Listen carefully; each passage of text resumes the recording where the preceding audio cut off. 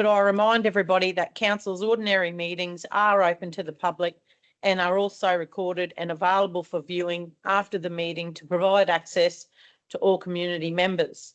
Attendees in the gallery may also be recorded. Can I also ask those in the gallery to remain quiet and to please have your phones on silent?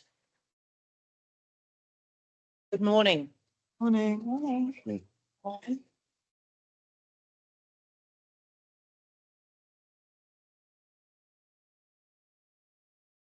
I wish to acknowledge the traditional custodians on this land on which we stand, the Golnay people, and acknowledge my respect for their current and emerging elders and those in the dreaming, and thank them for their contributions they have made in our building of this community.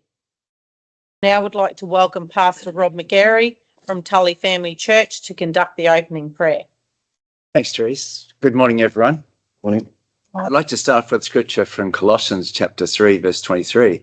It says, "In everything you do it with all your heart as unto the Lord, not unto men." This is something I've held to be wholehearted in what I do, listening to God's direction and his correction, not primarily trying to please people, but being aware of their response. As we know in leadership, we won't please everyone. There'll always be somebody who doesn't like what we do or what we stand for, and this is just a given. And that's what happens in leadership. Some won't even like our hair, our nose, our clothes, or even our voice. If we're focused on primarily pleasing people, it won't work for us. The most important thing is that we walk in integrity, that we walk with a clear conscience, knowing we've done our best. Then let what we do speak for itself. And I want to encourage us today that let's just do what we can to the best of our ability and trust in that. That's all we can do. And I want to encourage us in leadership that leadership's not an easy task, but we're not here to please people. We're here to do the right thing. We're here to make the best decisions and to then work with people the best way we can. And I encourage us today, let's work together well. And let's listen to wisdom and let's make the best decisions. Lord,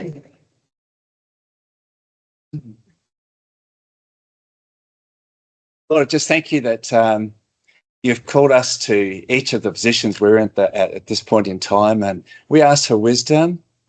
Lord, I pray that you bring a real sense of collaboration and listening to one another and peace as we work together. And let this meeting be one of those times when we end up with some good outcomes and we have patience with one another and we work together well. And I just thank you, Lord, that we're called to walk before you, to do our best, and then to let our actions speak for ourselves. And so I just thank you for the meeting. Pray there'd be a real peace here today and that your will would prevail. We just pray this in Jesus' name. Amen. Amen. Thanks, Rob. Thank you. Have a great day. Thank you. Thanks, well. Do we have any apology? No? Okay. We have Anzac Day coming up. Got a little poem to read. This poem was written by one of my fellow mayors. He's a cattleman, and this was written about horses. It's called The Whaler by B.G. Hughes. Born in the slaty Spinifex Hills, where the stunted boxwoods grow, where lancewood covers their craggy tops, where inland rivers start their flow.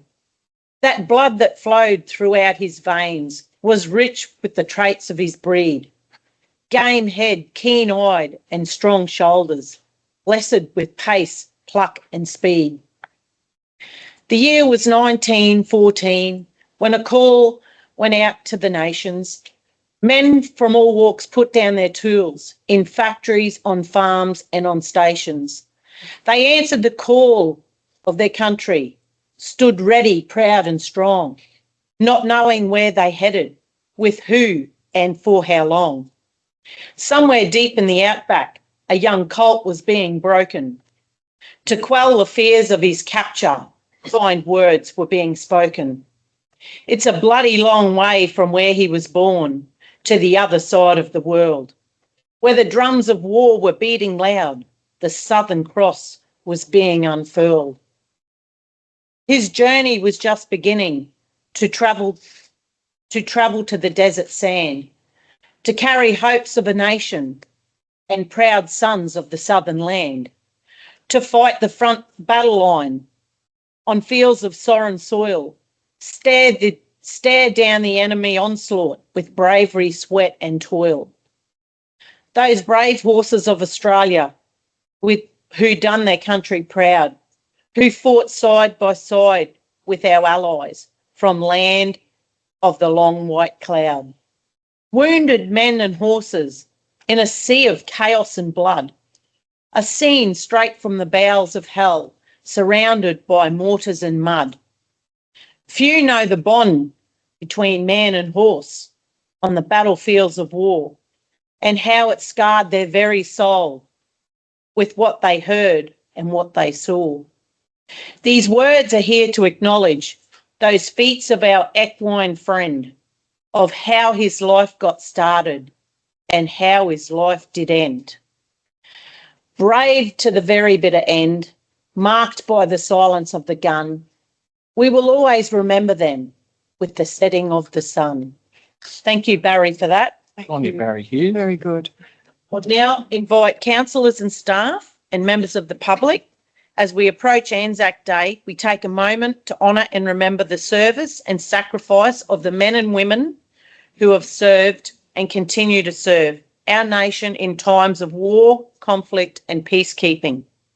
Anzac Day holds a special place in the heart of Australia, and it is time for reflection, gratitude and respect for those who gave their lives, for those who returned bearing scars of service, and for the families and communities who have shared that in sacrifice. Their courage, resilience and commitment to our country have helped shape the freedoms and values that we enjoy today.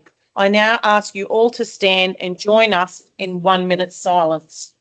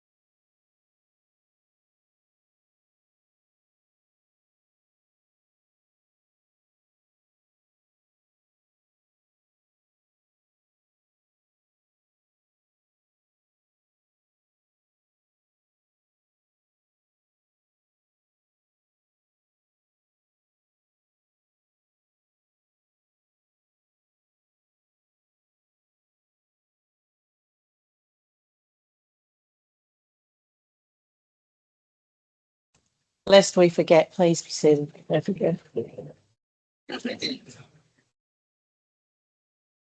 We've just had some more people enter the gallery. I'd just like to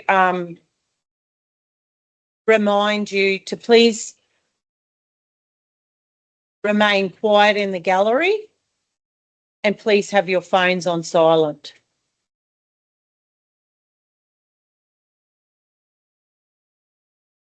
Declaration of prescribed conflicts of interest or declarable conflicts of interest. I now invite those present to use this opportunity to make public any prescribed conflicts of interest or declarable conflicts of interest in respect of the items in the agenda. Councillors should use this opportunity to disclose and or comment on other councillors and or staff interests in accordance with the Act and regulations.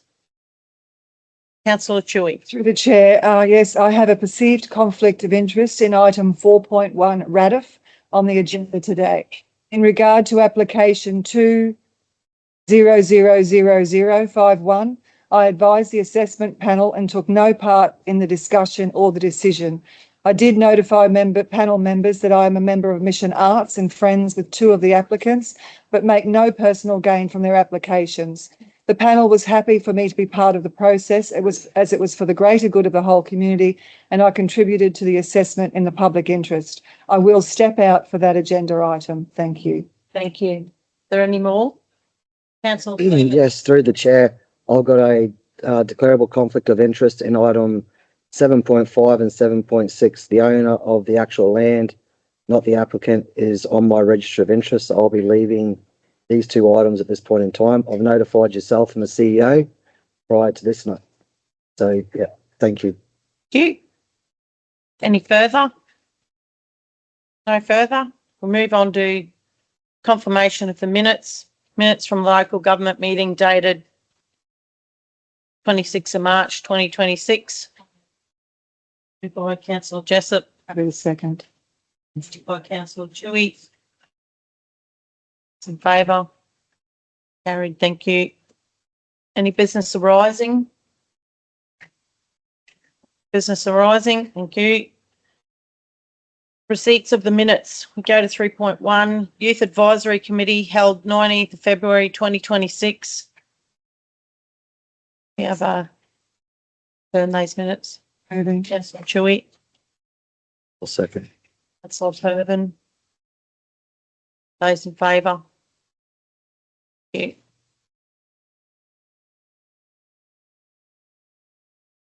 Move on to item 4.1, Regional Arts Development Fund, and Ms. Sabello will present. I will be stepping out. Thank you.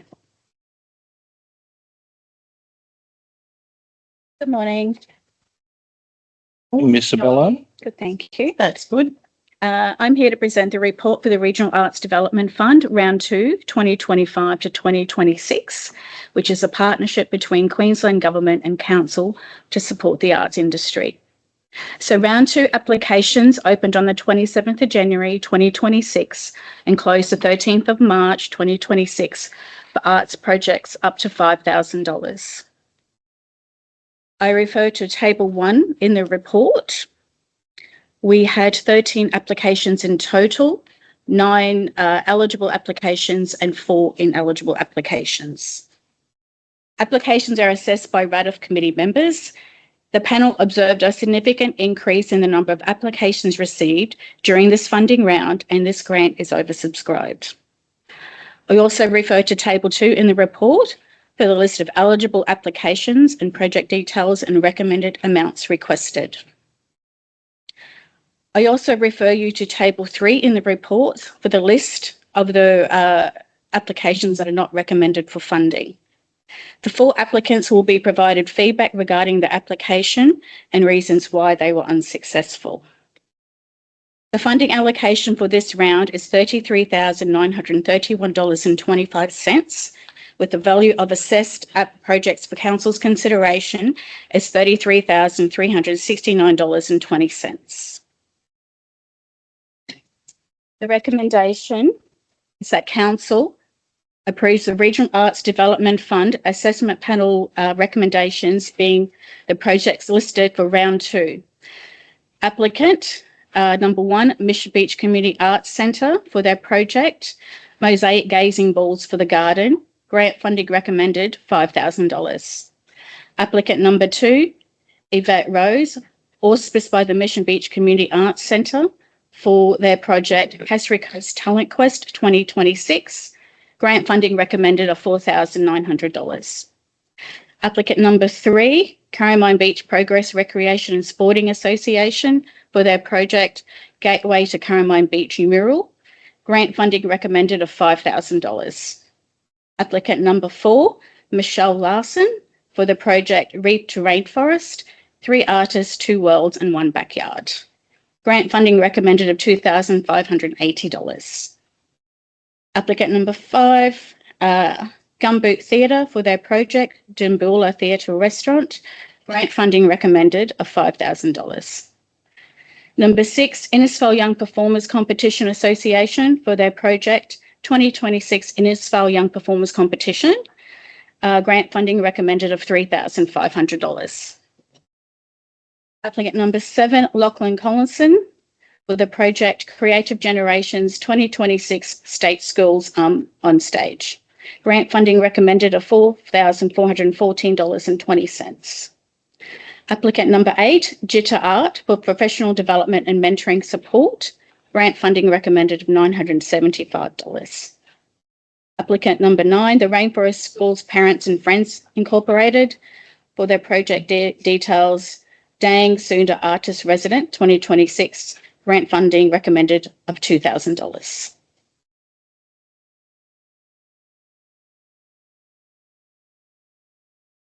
I'll move the motion. I'm happy.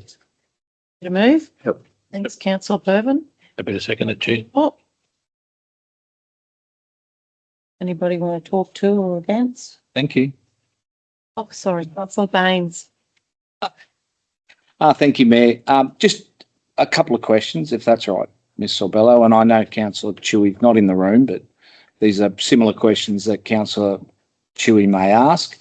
So the unsuccessful proponents, they'll get feedback on their application. Very well. Yep. And I will be contacting them after this meeting. You'll be contacting them after the meeting. There's nothing that precludes them from the next round because they've applied and not been successful. Yes. If they'd have been successful, maybe different. Does that preclude them as well? Some of them may not have met the eligibility criteria or provided enough contact for the assessment panel. Yes. And I understand that we've had grant writing workshops before and there's discussion around those maybe continuing Yes. into the future once we get past budget deliberations. Yes, there will be grant writing workshops coming up in June in Innisfail and Mission Beach, both for community grants and arts grants. Yep. Okay. Thank you. Councillor McLeod. Yeah, through the chair, RADIF is an amazing fund and I do want to thank the Queensland Government, but also our staff who facilitate and help. RADIF isn't the easiest grant to apply for. A lot harder than our community grants. So I commend our staff for helping and aiding and, supporting these applicants and doing that. And, you look at all these initiatives that are going to happen. It's amazing for our community. So, yeah, I do want to thank the Queensland Government and Arts Queensland, but also to our staff, as we see these, 2 or 3 times a year? Twice. Yeah. It's usually subscribed, isn't it? Correct. Yeah, so it's great to see that all those people How many? want to, the links to do that. Yeah, this round 13 applications is the most in the last 3 years that we've had. Yeah. I think that's due to those sessions that we had about helping people be able to apply. Correct. Yeah, good. Very good. Right. We've had a mover and a seconder, so go to vote. Those in favour? Thank you. Carried. Move on to 4.2, community programs and initiatives round, and Ms Sabello will present this as well. Thank you. Trudy. We'll bring her back. Yep. Thanks for that. Gotcha. Thank you. Okay, I'm here to present the report for community programs and initiatives round 2, 2025 to 2026. So round 2 opened for applications on the 16th of February and closed the 23rd of March. A further week was given to applications requiring minimal changes to achieve eligibility, closing on the 30th of March. I refer to table 1 in the report, the summary of applications received. A total of 20 applications for round 2 was received, with 12 eligible applications and 8 ineligible applications. Assessment panel members consisted of council officers and councillors. Successful applicants will be invited to enter into a funding agreement with council. Unsuccessful applicants will be advised of the outcome of their application, including the reasons for the unsuccessful outcome. I refer to table 2 in the report, the summary assessment with applicant details, project details and recommendations for funding or not recommended, including the amount requested. This round has a budget allocation of $61,283 with a total value of projects recommended as $59,472.20.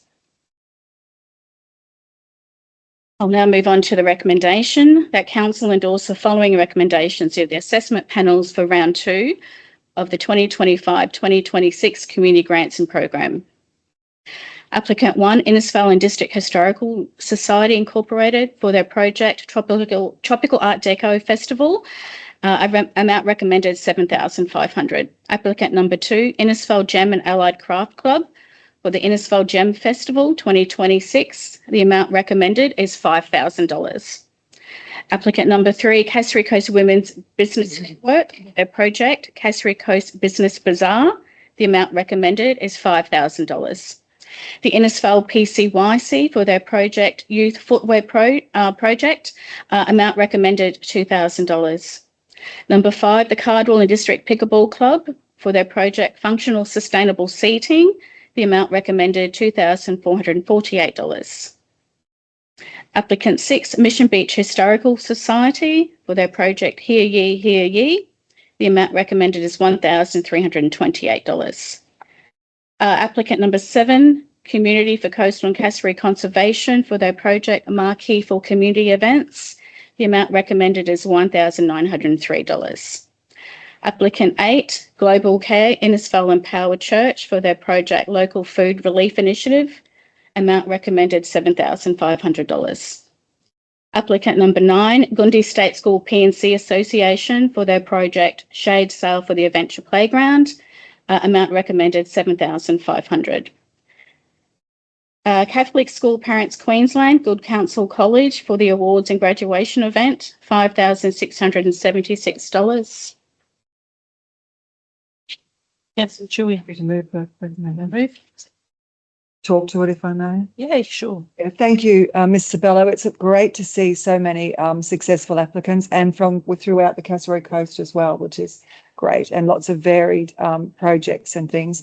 Can you talk to the quality of the actual applications? I know in the past people have struggled with actually going through, but is the quality improving as more and more people are applying for grants? Yes, through the chair, we've seen applicants have never applied for a community grant before, which is good to see. And I guess, as what Mayor had said, that the community grant workshops that we have helps community people to apply for a grant.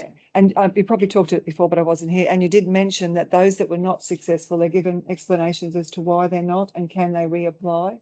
Well, yes, they. Thank you. Councillor Baines. Happy to second and reiterate, because I did mention, we discussed the feedback and Yes. and then the ability for them to apply in the next one. Thank you.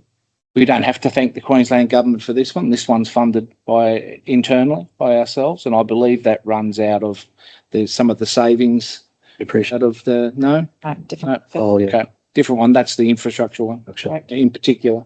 But I will say the quality of the applications was outstanding. There were some applications where you could see they could do better, but again, they'll have the ability to come back in the future and possibly with the grant training, if it progresses again, it'll work well. Because there is quite a process that you go through to actually go through Absolutely. all of each and every one of these with a fine tooth comb to make sure that it meets. Yeah. I had the great pleasure of sitting on this panel. Yeah. And it's quite a lot of reading and a lot of work to do. It's not just, we'll give it to this one. No. Give it to this one. And I will say that again, I'll reiterate, the quality of the applications was very, very, Getting better and better and harder and harder. but not all. And you can see there's room for improvement, but really encourage all community groups, be part of these schemes and get involved. Councillor, Sorry, and forgive me again if this was discussed earlier, but I wasn't in the room. it's fine. Can you then explain, once the people, there is a process to prove that the money has the acquittal, which is a very important part of the application. And can you explain, if you can, Yep. the process, once that money has been done, what happens then to Yep, prove so- that it's been allocated appropriately? Yeah, so once the project ends, applicants have 90 days to submit an acquittal report explaining how they've used the funds, council funds. Thank you. Which has to align with what's in the application. Yes. Councillor McLeod. Sorry, through the chair. I want to commend our councillors for actually putting money in the budget for these actual initiatives for our community. We did this quite a few years ago, and it benefits not only the community groups, but also the businesses in our local area. It is supporting our local businesses with all of this. This is more of a favourable thing. So I know councils do a lot of being kind, but, we sort of changed these a little while ago to actually start supporting our local businesses to keep them, sustainable and to give back to our community. And, it's really, really good to see that these events are gonna, it's gonna help, especially, Art Deco, it's a week-long thing. They're getting $7,500. There's a lot of costs in, running that event, and they're all volunteers, which all of these groups are volunteers.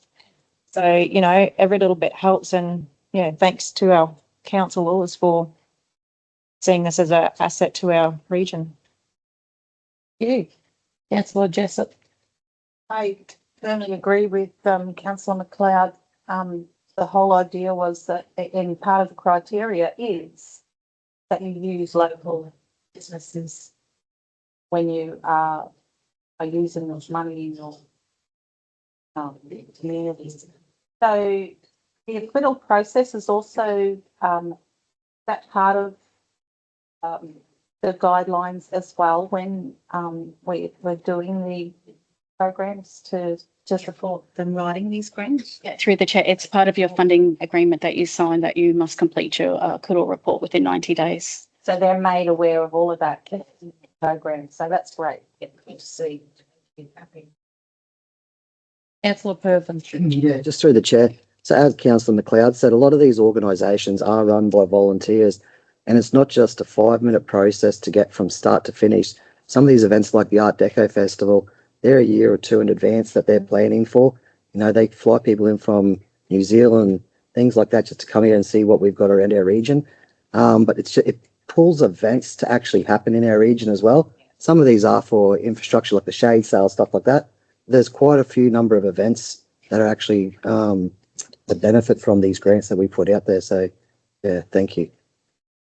Okay, so we've got a mover and a seconder. So those in favour. Thank you. Carried. Very much. Thank you. Thank you, Mr. Barlow. Move on to 5.1, 2025-26 financial performance report, and Ms. Swift will present.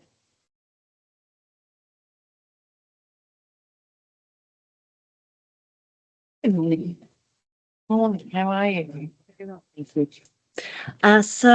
Presenting today the 2025-26 financial performance report for March 2026.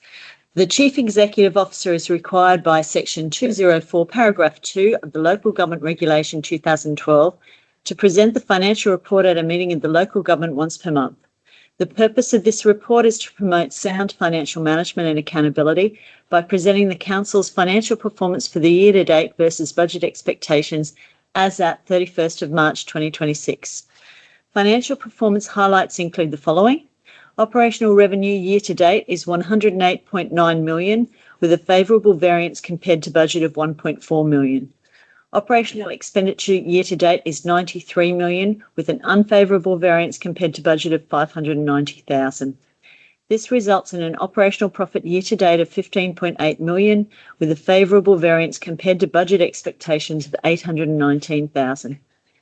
Total capital expenditure, including commitments, represents 73% spent of the $87.7 million budget. The end of month cash balance is $78.7 million, which includes $35 million of fixed term investments. Some points of note before we come back to the recommendation. Council adopted the 2025-26 budget on the 25th of June 2025 and approved amendments as per budget review number 2 on the 26th of February 2026, which are reflected as the budget in this report and the attached financials. In terms of revenue, fees and charges revenue continues the trend from previous months, being greater than budget expectations year to date by $273,000. This is primarily as a result of transfer station fees greater than budget by $158,000 year to date.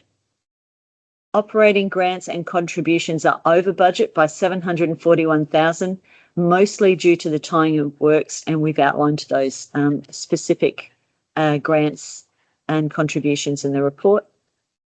Other revenue is greater than budget by $260,000 for the year, which we've outlined in the report and discussed in previous months. Sales and recoverable revenue is $130,000 over budget year to date also.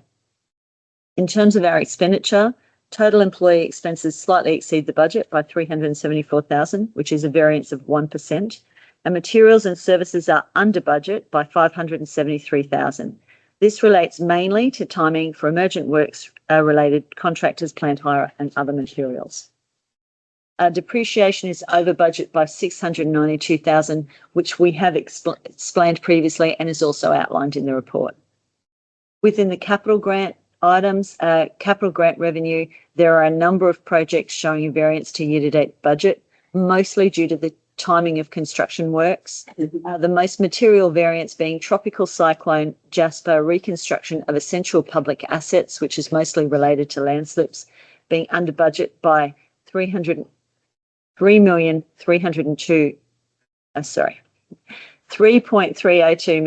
excuse me.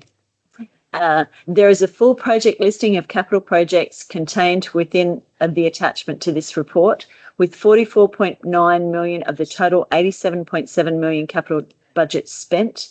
And when including our commitments, this equates to 63.8 million of the total 87.7 million capital budget spent, representing 73% of the total budget, with 75% of the year elapsed. Areas of budget risk and opportunities that can impact the financial results are listed within this report, with a focus on depreciation as discussed in previous months. So to the recommendation that Council receive and note the 2025-26 financial performance report for March 2026. Thank you. I'm happy to move that, Chair. Second. Yes. Mr. CEO, I've got a few questions you might be able to enlighten me with here. On page 4 of the financial report, there is a variance in rates revenue due to primary production and NPPR.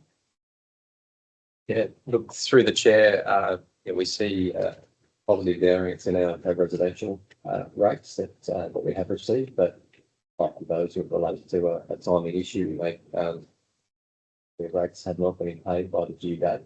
We have commenced some processes with residents and the primary production or non-critical place of residents to recover those rates, but the non-critical place of residents can change at times as well. So we make assumptions at the start of the year as to how many non-critical place of residence properties that we will have.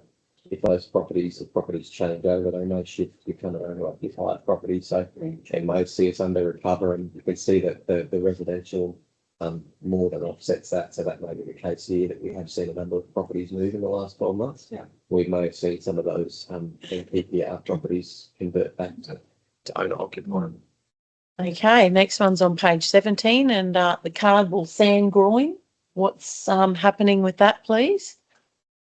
I believe it was meant to be started, but I don't think it has. Through the chair, that was that. Yeah, through the chair. Look, I understand it's a large sandbag, effectively, and the equipment required to hold that and fill that sandbag hasn't been available. I understand the team have sourced that equipment from down south, and those works should be commencing shortly. Yeah, pretty special. Okay.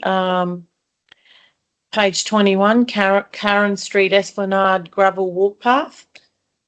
Yeah, through the chair, the design works have been completed, and that's connecting Tully Hands up to Karen Street, the Esplanade down there. And I think the intent was that would go out to tender and to find a suitable contractor at the same time as some of the other works. Those works have sort of progressed after while the design's been finished here. So I understand the team's out looking for a contractor to deliver those works. That's not a concrete footpath, that's just a defect path to provide that connectivity. Okay. Toilet block in Violet Smith Park. The toilet block in Violet Smith Park, council, we workshop with council some different designs. So you'll see that we had 3 toilet blocks in the budget this year for delivery. The one down in Seaview, we had more of a coastal theme. The one in Violet Smith Park is a prefab concrete toilet block. So effectively the demolition will occur and the prefab toilet block will be put in place. So it's a more robust toilet block. It's a faster process. It's been ordered. It's just waiting on delivery as far as I understand. Okay. Right. Page 22, Tully Showgrounds gate renewal. I've had a question around where are the old gates and is there a possibility that they can use the old gates on the other entry?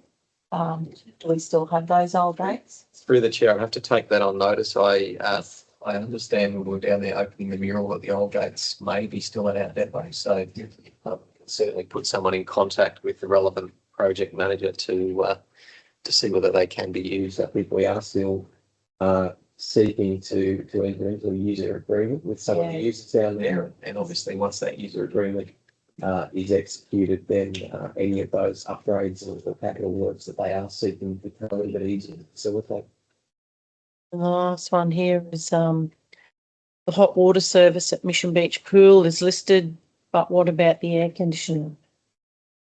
Through the chair, I'd have to take that one on notice. I'm not aware that the air conditioning is failing there, but if we're made aware by the individual organisation that have that user agreement over the facility, then those links would be completed, but I'll take that on notice and come back to you. For anybody that's interested, if you're interested in what is happening or what projects are on the list, there's a very extensive list in the back of that finance report and it tells you all of the projects are listed there. Councillor Baines. Chair, I'm happy to move the motion on the recommendation on the table. That's a little more Moved difficult. and seconded. Oh, done, fine. Sorry. Happy to speak to. Sure. No, you already did. Cat. Funny today. Catherine, you mentioned the depreciation in the report as a variance, but we were expecting this depreciation coming forward. It's just it was a timing matter of when it came forward. Is that correct? So in terms of depreciation, I will just go through it with you again. Yes. When we put our budget together, depreciation budget was based on asset assumptions that have since changed. The capitalisation of the Port Hinchinbrook sewage treatment plant assets occurred upon commissioning in March 2025, later than originally budgeted, resulting in a shift in depreciation timing. So in addition to the completion of leases for fleet plant items, including loaders and an excavator and a compactor, that's led to higher depreciation costs than anticipated, as those leases were expected to be finalised in the previous financial year, 2025-26. So that's the reasoning for the depreciation, and it has continued to be that risk for the full financial year. Yeah. So further to, it wasn't a surprise. We knew it was coming. The discussions with the state and the way we depreciate items will continue as we go forward, but Yeah, we're working on that. yeah, we're still working on it, all of us at the same time. Like la, they don't want to hear about it Yeah. anyway. So it's not unexpected, it's just the timing. So, yeah, thank you. Through the chair, council's been engaging and officers have been engaging with the depreciation task force that the state government has brought in to understand that. And I think, yeah, like you said, there is depreciation that is a non-cash expense there. We have a target that the state provide, which is funding our asset sustainability ratio. So over 80% of that depreciation going to the renewal of our assets. Our financial year has budget has 106%. So well above that ratio, and our 5-year average is sitting at 87%. So just to give council some comfort that we are renewing our assets in line with those targets that have been provided by the state.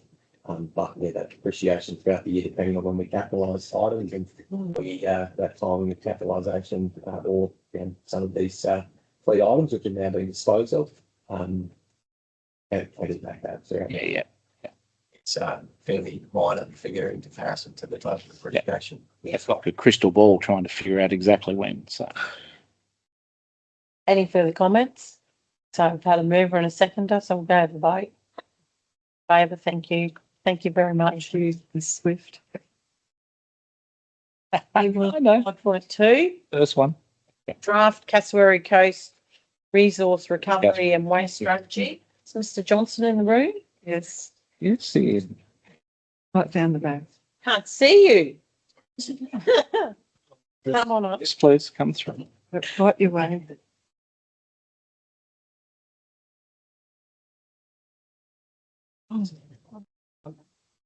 Forgot you one. Morning. Morning, councillors. Morning, public. Chair,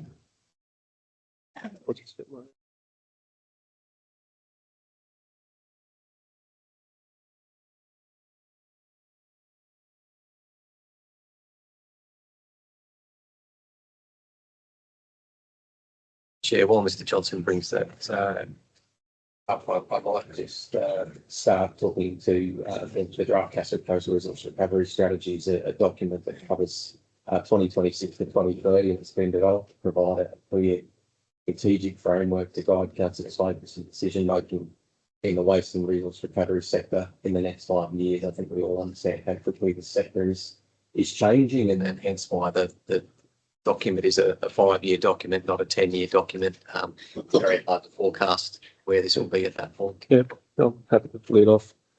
Yeah, thank you, Mayor, councillors. The strategy has been informed by internal workshops predominantly, and is designed to identify practical and achievable priority areas with actions and outcomes framed within defined timeframes to support implementation, monitoring, and accountability. Apologise if this sounds a little sterile, but that's the department can't be that exciting with respect to waste and resource recovery.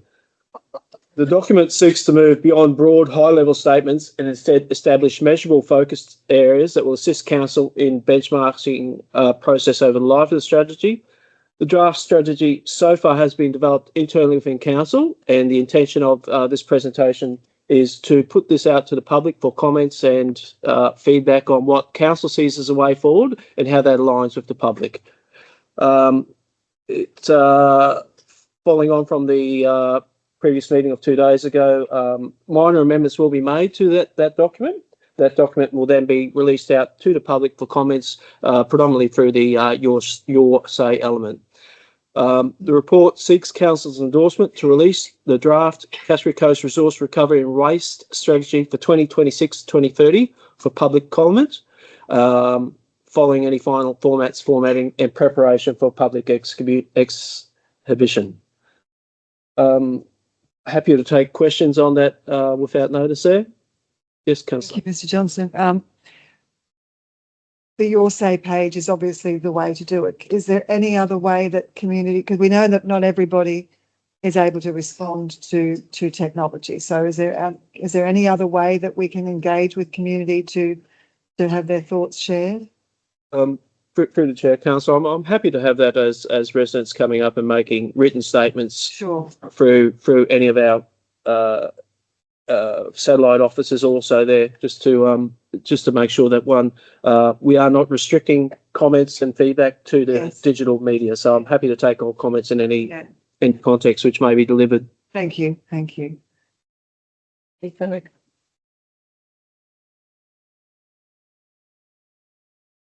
Councillor Joseph. Thank you. Sorry.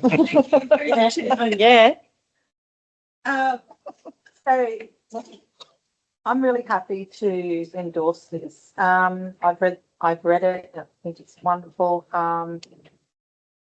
This is a strategic document that's going out. I'm happy for it to go out to the public.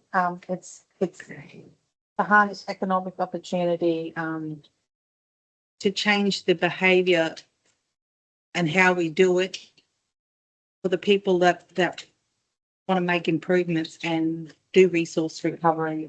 It's about innovation and reducing the cost to the ratepayer as well. It's not a document about where you want a bin placed or at what size bin you want. This is a strategic document. I just want to make sure that people understand that The separation. it's a separate document to what your bin system is at home. So this is for the whole of the Cassowary Coast, and we need strategic thinking on this document to make a difference and to make a difference to the impact to our environment as well. So very happy to support this and endorse it.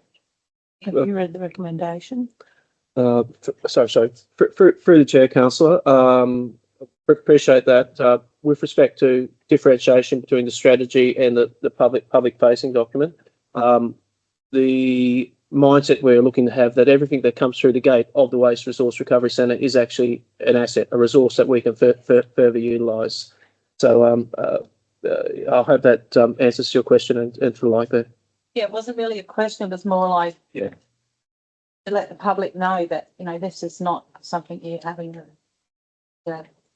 put down. If you want to have a little whinge about something. This is a strategic document. Yeah, we want to be able to use that to, primarily for their benefit. Through the chair, council, there are plenty of options for the public to have their little whinge about other aspects there, and we do take that on board. Obviously, and if you're right now, I'll go through the recommendation. Okay, I've put to the council the recommendation that number one, council endorse the draft Cassowary Coast Recovery and Waste Strategy 2026-2030 for public consultation. 2, approve the draft strategy being placed on council's Your Say platform for a period of 21 days to invite community feedback.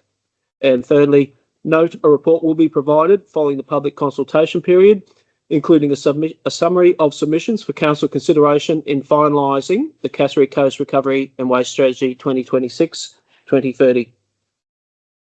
Through you, Chair, just to provide some context, I guess, to the community as well, we are in quite a unique position here in the Cassowary Coast where we've seen our Tully landfill reach capacity and close. Our Sodder Sill landfill, whilst it has additional capacity there, can only take non-putrescible waste. So Do you want to just explain what non-putrescible waste is? The red leaf bin versus the what was the green bin and the yellow leaf bin. So what that means for our region is those red leaf bins, as they're picked up, need to be, that waste has to be carted all the way up to Mareeba to the Springmount site. If you're in Mareeba and you're paying for your waste service in Mareeba, and then you have to take your waste to be taken from the Mareeba town side of Kuranda to Springmount. Again, if you're in the Tablelands, it's a much closer trip to dispose of that waste, and it's critical that we look to find those innovations and those efficiencies in this space, because we all know that we're trying to constrain those expenses, particularly in the waste and resource recovery area for our community, and our community has some extraordinary costs that other local government areas don't have to look at. We can't compare our waste and resource recovery charges to other local government areas. Again, our recycling is transported to Cairns. So there are some innovative ideas in here. There are some ideas that not every community member will agree with. There are some ideas that look to minimise charges across our community, which may impact some individuals within the community. But it is an opportunity for the community to provide feedback to council on the documents and on the initiatives and strategies in this document to inform council's future decisions. So sort of apply that context. We will never see another landfill in our region. As Johnson has said, we need to look at everything that comes in as a resource and find the most efficient and cost-effective way either to reuse that or to divert that from landfill, because it is just becoming far too expensive. Just with the fuel increases we've seen in recent times, our transport costs have increased by 21% to take that material up there. So the team have done a great job in bulking up. So rather than smaller loads, using larger trucks and to try and mitigate those costs for council. But it's essential that we put a strategy in place that looks to innovate. And I think it was mentioned by Councillor Jessup. One of the key aspects of this community is item 4, reduce the cost of living for our community. So look, I would encourage all community members to read the draft document and again, whether that be written or through our Your Say page, to provide some feedback to inform council's decision when it comes back to council for endorsement. We spoke about this to the minister yesterday, and we really said to him, we are in a very different predicament up here with the rainforest and everything that we've got in the high rainfall. So we are trying to prick his ears and make him realise that, there are very different measures all around the country. Okay. Happy to move that, Chair. Happy to move. Thank you. Any further? Councillor Baines? Thank you, Mayor. Happy to second the recommendation. Worries, thank you. A question, I'll get him first this time, first or second. Just a question around, so the Queensland government has been collecting a waste levy for around, what must be nigh on 10 years now, probably not quite that long. It's great to see that there are actions involved in this strategic plan. We worked on the F&Q Rock strategy as well previously, which is a much, much broader plan. Do you see opportunities, or are we getting optimistic responses to the state supporting some of these initiatives, that it's not just going to be coming out of our own resources? Through the chair, the F&Q Rock does provide support. The F&Q Rock is essentially a spoke and hub model where basically Cairns being the hub and we feed into that. That does tend to limit the return that we can get on our resources there. So we're taking it on board, and with respect to the staff structure there, we are looking at the minor and the smaller elements that we can capitalise on, the higher value elements. If it's just a bulk, if I use the term bulk rubbish going up to Cairns for processing, we don't get too much of the benefit from that. But we're focusing on the elements that where we can make a few dollars this way, a few dollars that way. Anything that doesn't have to go across the weighbridge does not get that levy imposed upon us. So that's where the diversion elements come in there, and that's where it's a game of inches. There are no Waterloo battles here. This is where we have little wins there. When the technology becomes appropriate and when it becomes economically scalable, that's when we grab it and go from there. But it's an essential service. Obviously, I'm not here to make money. I'm here to provide the service at the minimum possible cost whilst meeting legislative requirements, and that's the focus of myself and my team. Well done. Through the chair, just on that, the strategy itself does align with the state's draft waste and resource recovery strategy. So we have tried to make sure that the $130 million that the state generate from that waste levy is meant to be put back into a resource recovery boost program.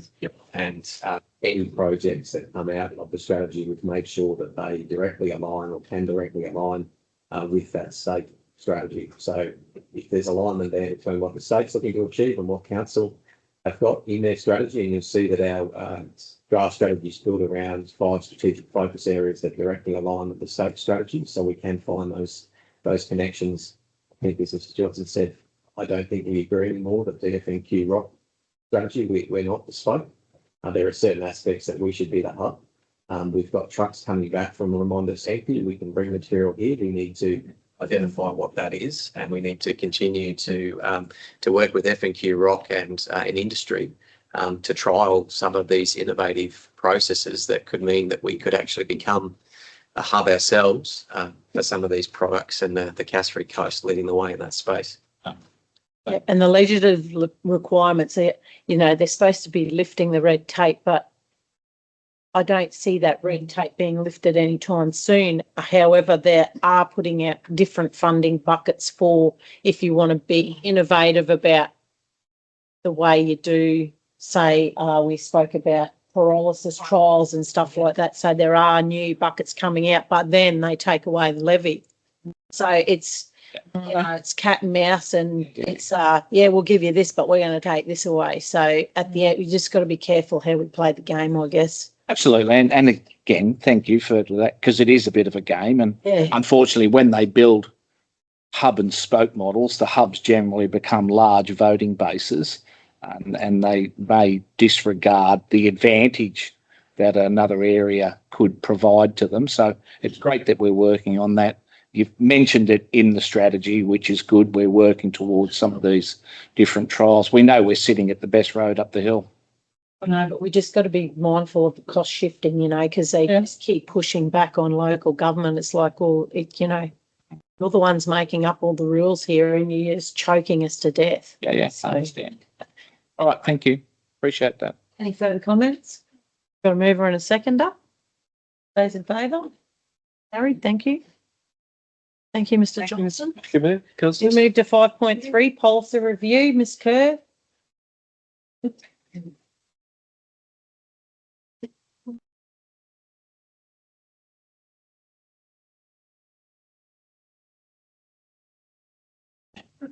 Good morning, everybody. Kerr. Sorry, I'm a little. Thank you. So this month's policy reviews have all been attached to the report at a track changed. The background to the report also identifies the purpose and objectives of each of the policies presented today. I'll just quickly run through the advertising spending policy has been reviewed with amendments to reflect some legislative amendments. The council contact with lobbyists, developers and submitters has also been reviewed and amendments made to legislative updates. The customer service and unreasonable customer conduct policy, these two policies were individual policies and we have combined those and amended. The employee travel and accommodation policy has been reviewed with some minor amendments to the meal allowances in accordance with the ATO recommendations. And similarly with the expenses reimbursement for councillors, some minor amendments to the meal allowances. The fraud and corruption control policy has been reviewed with amendments to align with best practice and legislative references, and the road closure policy has been reviewed with no recommended amendments. The recommendation is that council adopt the following policies: the advertising spending policy, councillor contact with lobbyists, developers and submitters, customer service and unreasonable customer conduct, employee travel and accommodation, expenses reimbursement for councillors, fraud and corruption control, and the road closure policy. Thank you. Thank you. Councillor Baines? Sorry. I think Councillor Chewy just moved. Happy to So Better move it. again, happy to second. I've got a slow arm today. With a comment, I mean, this isn't the sexy stuff in local government, so I want to commend the governance team keeping their head around these legislative changes or changes to different policies within government. It is very important stuff that we have to keep covering. I know the workshops are a bit dry when we're going through these, but I commend the Ms. Kerr and her team on this and the councillors for supporting. There's changes, but there's a lot more to come yet. Oh yeah, it's not finished. Back over all this on the short frame, time frame, but anyway, it's what it is. started. Okay, those in favour? Carried, thank you. Move on to the delegations. Back over to you. Thank you. So as per the Local Government Act, Section 257, council is required to update delegations from council to the Chief Executive Officer when amendments have been made to a particular act, newly identified delegations have been recommended, or powers under an existing act are required for operational purposes. Today's report details 2 items of legislation where delegation to the Chief Executive Officer is recommended for efficiency of operations and to ensure council's legislative obligations are being met. The recommendation is that pursuant to Section 257 of the Local Government Act 2009, council resolves to delegate the exercise of all powers as attached to the report to the Chief Executive Officer, being A, Working with Children, Risk Management and Screening Act 2000, and B, Workers' Compensation and Rehabilitation Regulation 2025, and that these powers must be exercised subject to any limitations as stated in the Instrument of Delegations, Appendix A. Thank you. Councillor Littlemore? Happy to so move, Chair. You? Further comments or? Happy to second. Happy to second it. Second by councillor McLeod. Those in favour? Thank you. Thank you.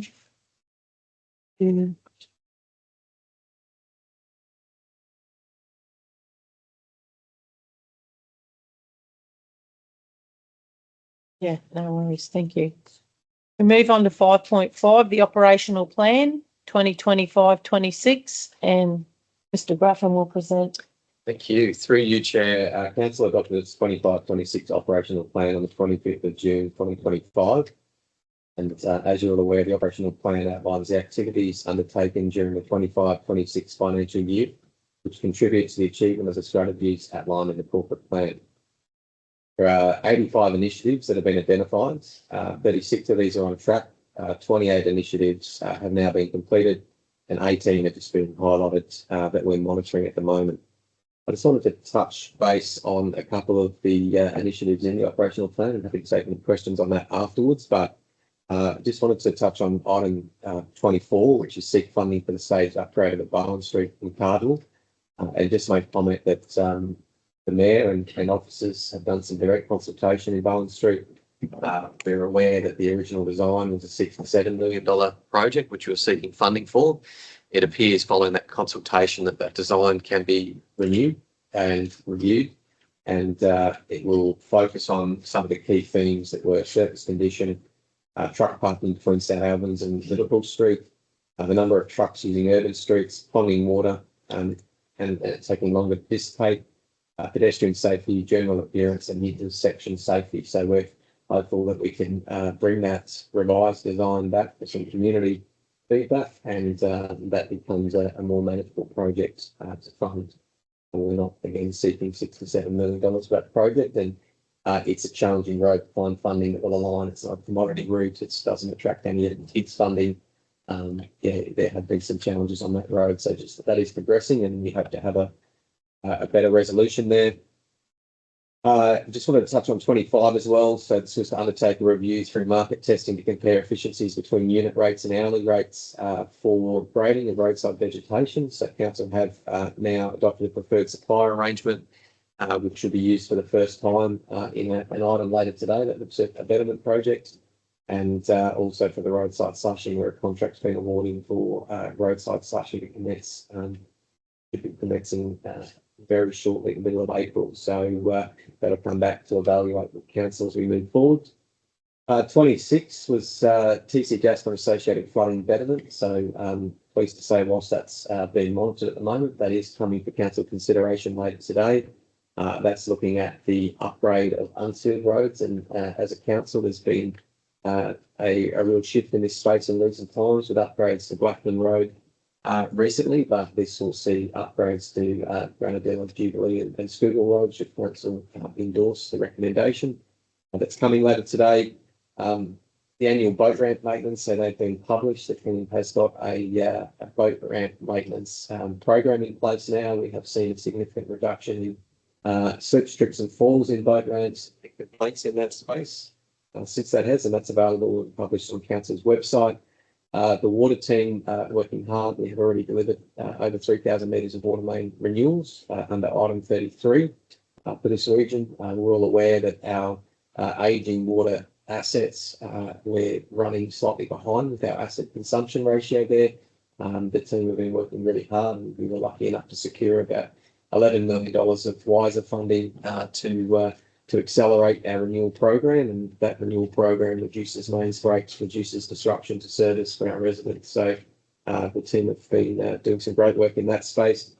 35 was to review service levels across the region, and this is primarily around lifting the amenity in our CBD. So they have been reviewed. There's some work there, and we've got an OPEX request this year looking at some of the DTMR assets. A lot of people drive into our CBDs and look at roundabouts, particularly as you go into Innisfail on the highway, and in Mission Beach near Woolworths, which look a little bit tired. The feedback from DTMR is that they're functioning and that they won't invest funds for amenity. So there are some opportunities that we will provide the council if they wish to see those upgraded.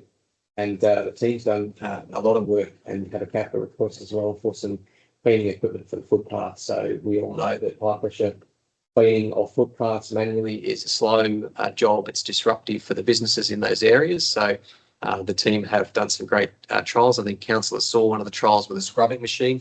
They have a product that they're putting forward that will effectively half the cost of maintaining our footpaths. That may not see a reduction in the overall expenditure in that area, but it might mean that you get around twice as often, which will again lift that amenity, reduce again some of those trips, slips and falls in that area. I was cheeky enough to talk to the minister about that, and I said, if You make us have asset maintenance plans in place for all our infrastructure. What about your infrastructure? You come and put all this stuff there and then you just leave it and walk away. I said, and everybody, we're trying to do the best we can with our limited budgets to keep our towns clean and tidy, and yet your infrastructure looks like a dog's breakfast. Absolutely. So, That's shifting again. yep.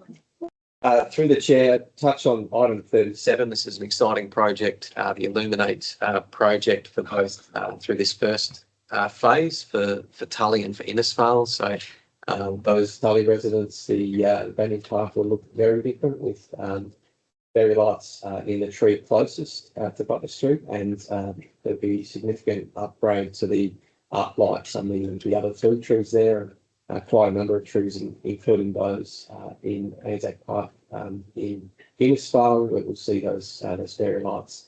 The ability then as well to use those lights to change colours for specific days, where we're remembering police service, Anzac Day, domestic violence, or where New South Wales next win the Origin.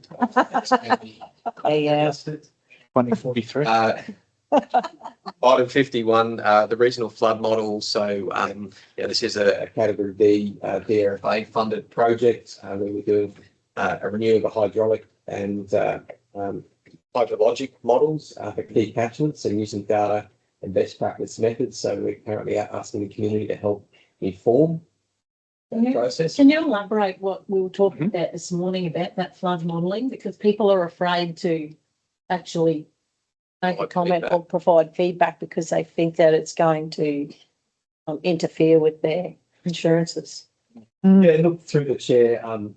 Flood modelling isn't an exact science. There's a software we use, and there is data used to inform that. But I think, as most of our residents are aware, there's nothing that provides better data than some of the empirical data that we can receive from photos from individuals that have witnessed that. Which way is the water moving?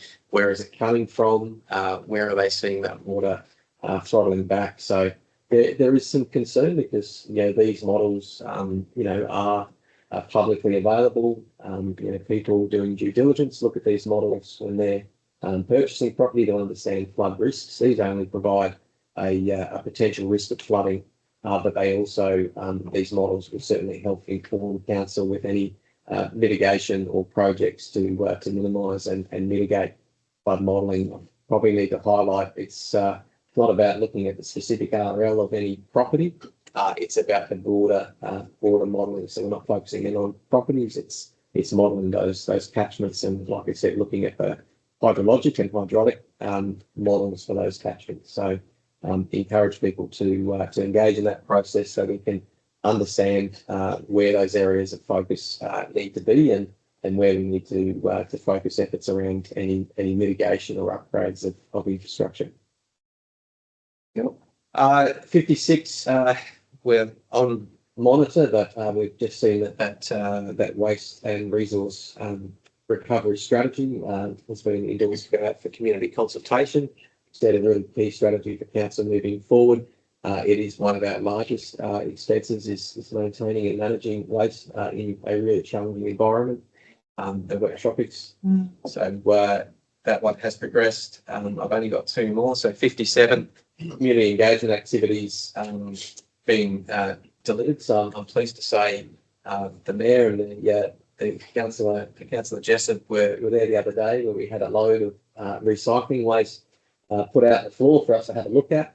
The actual contamination rates have reduced significantly from the first audit. So that was enough to encourage us to do an additional audit. The community are starting to make those shifts, and we have, through some funding that comes back to council from our contractor, engaged a community education officer. So they will be doing some targeted education.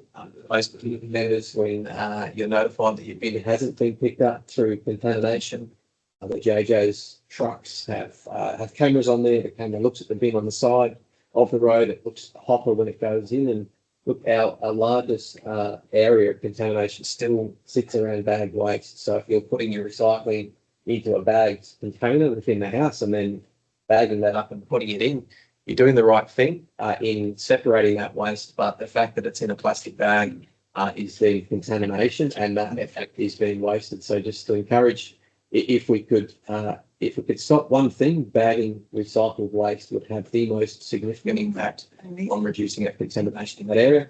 The final one to highlight, and it's not understating any of the other ones, it's just the successful delivery of the local business awards. The feedback around these local business awards has been amazing.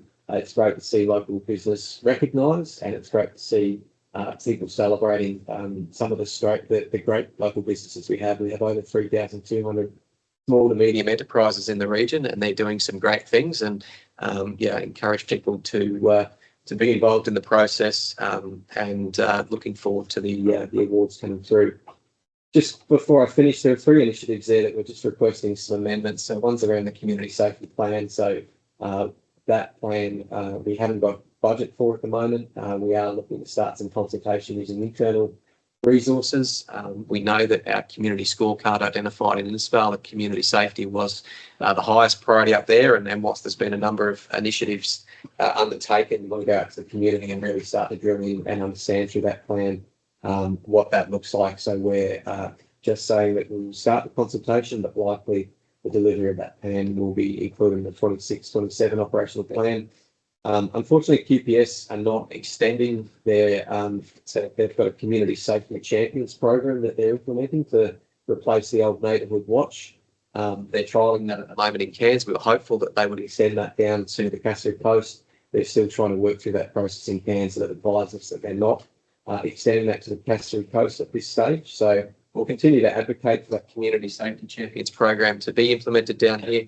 But at this stage, it's a QPS program, and other than the advocacy, we can't make them bring that program to the Cassidy Coast. And I already touched on Initiative 24, Bowen. So we are taking a step forward from just seeking grant funding. The grant funding isn't available, but we have done that review, that consultation, and looking to put together a fit for purpose design for Bowen Street, and we recommend that consideration for funding in 26-27 instead of Conscience current process to be considered the funds. Upgrades, they mostly be stage upgrades to Bowen Street. So there is a recommendation that's associated with the report, and that recommendation is that the quarterly review of the 25-26 operational plan to 31 March 26 be received, and the requested changes approved. Councillor McLeod. Thank you, and through the chair. Council's just not about roads and rubbish, and I looked through our operational plan, and there is 87 initiatives just for this financial year alone. That doesn't include all our capital works. So there is a lot of stuff that council is doing. It's not about roads, rates, and rubbish.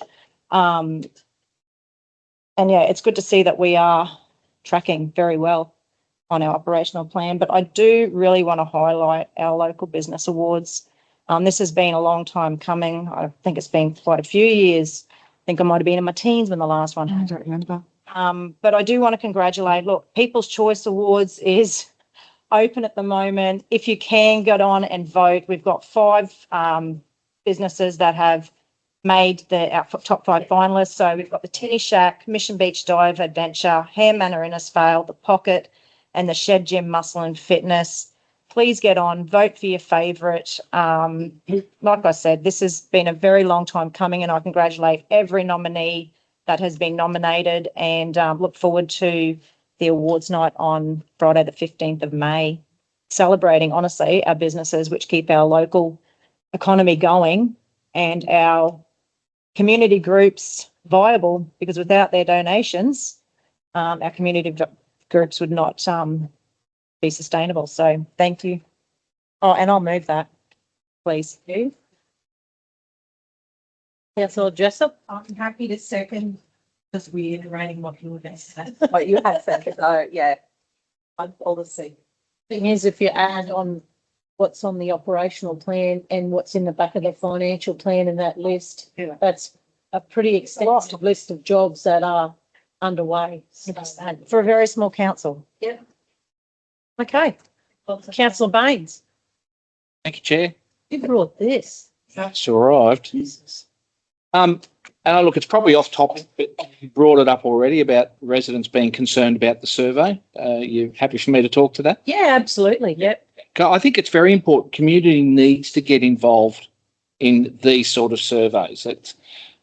The government want to hear what's going on. We need to understand what has changed. We're getting areas that are flooding now that, haven't flooded before or haven't flooded in a very, very long time. And it helps us with things like policy change. Everyone knows I sit in the Great Barrier Reef space. I sit in the environmental space. Some of the discussions we're having at the moment is around, because we're capturing sediment, which is great, and we've got to make sure we don't get these huge blooms, but we're leaving them in the waterways, and are we shallowing our waterways? So we need policy change around getting back to the idea of how the bed levels can be managed in the waterways. The product that comes out probably goes onto an adjacent property where they want to use it, and we can use it as a resource rather than use it as a cap. We've got to minimise the amount going in, but we need that input from people to see where we can get the changes. When I suggest managing bed levels in creeks, it's not always well received in some of the groups, but It's been highlighted at a very it's low. been highlighted, yeah. At And high level. Yep. yeah. So just, I mean, I understand community concerns that they're worried about it could affect insurance premiums, but we really need this information to help us, because we're trying to affect policy, and I know working with the mayor and in the space that I'm in, I believe we can. Thank you. Councillor Jessup. And just leading, thank you through the chair. Just leading on from where you're going, this local knowledge. I've lived in the area for 30, 40, 50 years. All their lives. All their lives, they can see it changing, and that local knowledge doesn't come with someone sitting like a hydrologist, or, I mean, we're not all hydrologists, but it doesn't come from sitting behind a desk and looking at overlays on maps. That local knowledge is years of the amount of rainfall for a start. It seems to be getting more. So yeah, things are changing, the landscape's changing, and that local knowledge is very important. So Absolutely. yeah, definitely get on there, and it's all about mitigating too. You know, if we can mitigate some of the problems, that's the big thing as well. So No, I agree. We know our patch, well, that's right. but we need the information from people. We do need that information. Councillor Pervin. Yes, thanks, Chair. On the operational plan, there's a lot of stuff in there that's not just getting jobs done. There's a lot of advocacy work in there as well. And I know the mayor spends a lot of time down in Brisbane advocating to the ministers and the state government to look at ways we can improve the Palmerston Highway, Marillion Harbour, all sorts of, but it's a big advocacy piece. That's not just a piece of paper that says jobs are going to be done. There's a lot of work that's done in the background to try and get some of these future projects underway. So it's a great, it's a plan that we need to have to look at it all the time. It's something that we should be looking at once, twice a week. You know, it's the direction for us where we're going. Any further comments? We have a mover and a seconder. Want to vote? Did not. Did no, McLeod. Thank you. Excuse me. We might just take a short break, 5 minutes. Thank you. Hi everyone, we're just going to go back into meeting. We're going to move on to asset sustainability 6.1, lease agreement, disposal of Innisfail Cultural Complex, and Mr. Valente will present. Thank you, Chair, and good morning, everyone. Big agenda, so I'll be brief. I'll just give a quick background to the report because I think it's important, and I'll give the report greater context. As you know, Council embarked on its asset rationalisation or optimisation strategy following a report from the Queensland Audit Office, which revealed that the Council had too many assets for its rate base. Acting on that report, in 2020, Council began the implementation of its asset optimisation strategy, and at a local government meeting here on 21 January 21, Council resolved to dispose of the Innisfail Cultural Centre building due to its lack of community use and its considerable holding costs. Following that resolution in 2021, there was renewed interest from some community groups to use the facility. Facility use agreements were then negotiated with multiple non-for-profit groups to use that facility, and that would cover at least Council's electricity costs. However, the major holding asset or major holding cost would be the depreciation on that building. So after the facility use agreements were bedded in, council officers then undertook a number of meetings with the 6 user groups to determine if any group was prepared to take ownership of the building. Otherwise, council would have to proceed with the 2021 resolution to dispose of that building. We informed the users at a number of meetings that our preference was to see a newly formed association with all members from those user groups being members on that new management body. All users, however, agreed just to allow the members of Innisfail District Ballet and Dance Society to incorporate a new association. They would take ownership and manage the building. That group then proceeded to incorporate a new association called the Innisfail Cultural Complex Board of Management, Inc., who, under a facility use agreement, will now agree to take ownership of the buildings, thus saving council those depreciation costs, be responsible for subletting to the various user groups and collecting the fees, which will go on to ongoing maintenance of the facility, and take over the day-to-day management of the facility and the surrounding land, including paying council utility charges such as water and sewage connection and waste connection charges. That association will also coordinate bookings, access and use of the shared areas by the various groups, opportunities for grant funding and cultural programs to expand the use of that facility.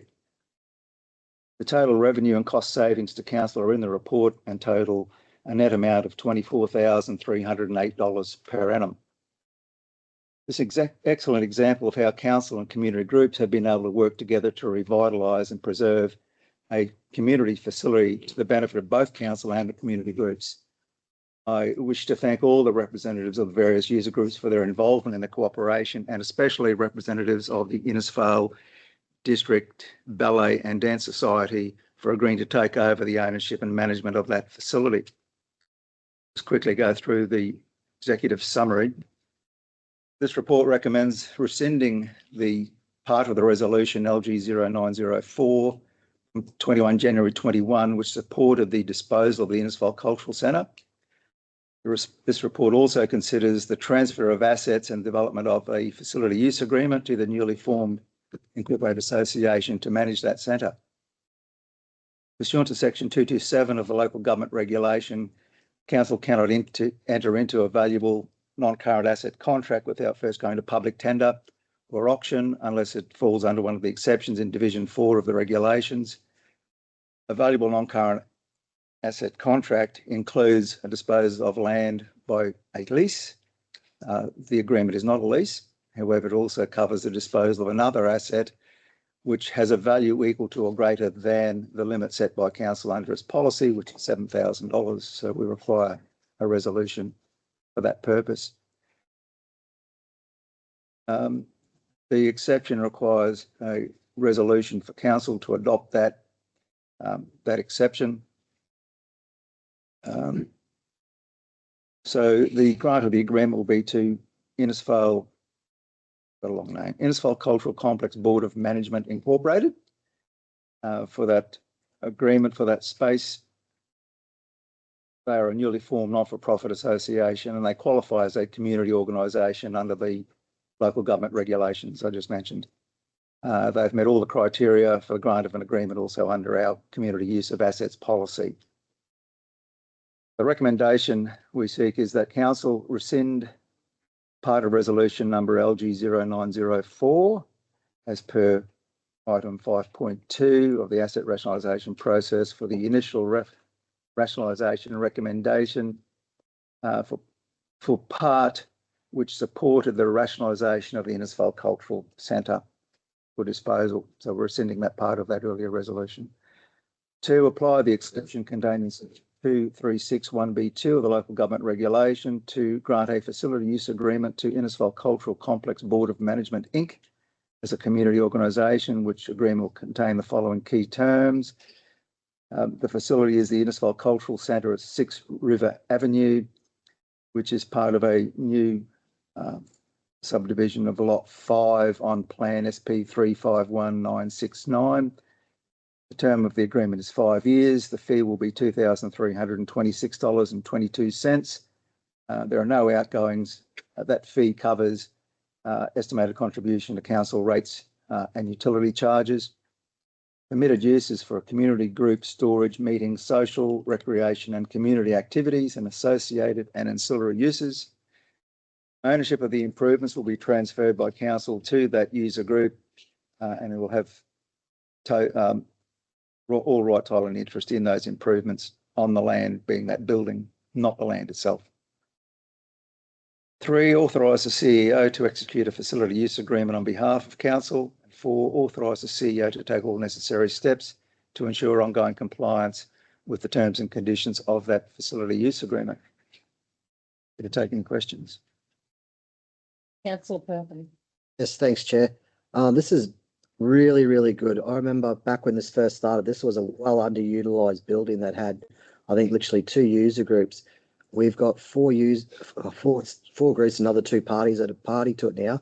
There's only a little bit of area left up there. Council spent a bit of money internally to set it up so that you could have multiple users using it.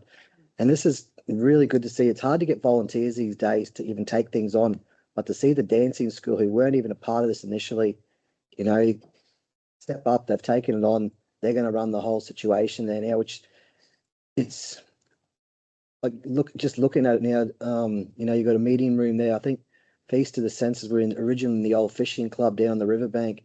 That building had a lot of money to be spent on it. It was a huge building just for, all they really had it for was storage and just some meetings. And so they've moved in here. They've been in here since 2022, 21. They were one of the first ones in here. And the management of that was running, but I think they're at the point now where they've had enough. And like you said, no one really wanted to take it on, but it's good to see the dancing school stepped up. Like I said, it's a big thing to see an empty building that had 2 users to be now, getting a bit of revenue there, and dancing school can see that and they don't want to see it how it was originally going. So yeah, I'd like to move that motion if I could. Thank you. I'll second that motion. You second it? Sorry, Councillor McLeod, did you have something to Right, if I may, through the chair, comment. I know council got a bit of flack with the, asset optimisation. But this is a huge win for our ratepayers. $22,000 just alone in depreciation saved from the ratepayers is huge. And this is just one. This is just one of the assets, and we've got hundreds. And I commend the team. You know, this has been what, three years going through this process. You know, these clubs and community groups and all the rest of it that sign on to a lease or management agreement, they have now the opportunity to get bigger grants because they wouldn't have been able to do it unless they had, this in place. I know one club has had they're punching nearly $1 million in grants that they've received since they got got a management agreement or a lease. I'm not sure which one. So, it's a win-win, not only for the groups, but, for ratepayers as well. This is just one asset, $22,000 depreciation. It's amazing. So yeah, I think it's really, really great work. And they're also open to our infrastructure grant. They can apply through for a grant through council as well. But, this opens them up to many other grants from the Queensland government, and others. So yeah, well done. Councillor Chuli. Thank you. Yeah, through the chair, I also endorse what the other councillors said and thank our team. And I'm grateful. I know when we started this back then, it was very controversial. We had a lot of people upset and concerned.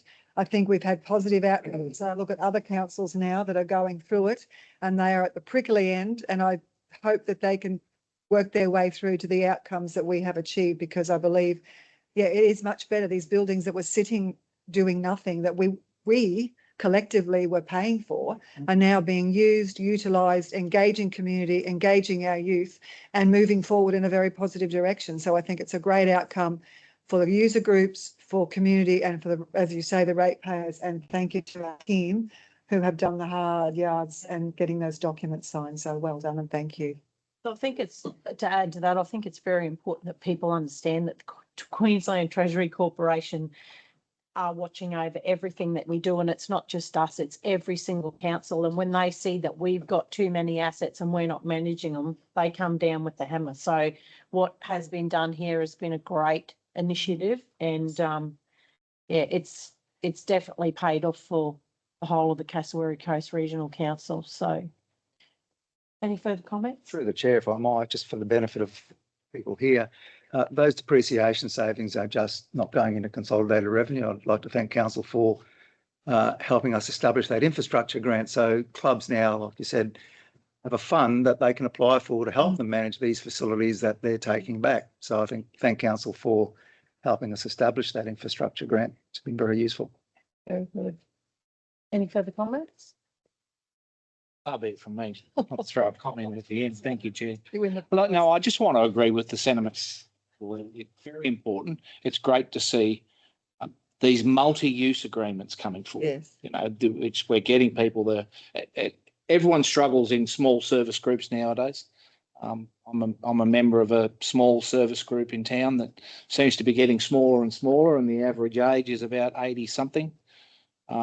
We do have the benefit of some people, some applications coming in that if we get 3 of them under 40, it'll halve the mean average in one fell swoop. So it's a good piece to see. But seeing these sort of agreements come forward, and these groups have much more agility in the grant space than local government can do. So seeing that come forward, they still need to work the grant applications through council and work with council, but that's not an onerous piece of work. Depending on what they want to do. So, no, great piece of work. Good to see it come forward. Thank you, Chair. Okay, we've got a mover and a seconder, so we'll go to the vote. Thank you, Barry. Thank you. Well done. Thank you. 6.2 Water Security Strategy Report, and Mr. Page will present.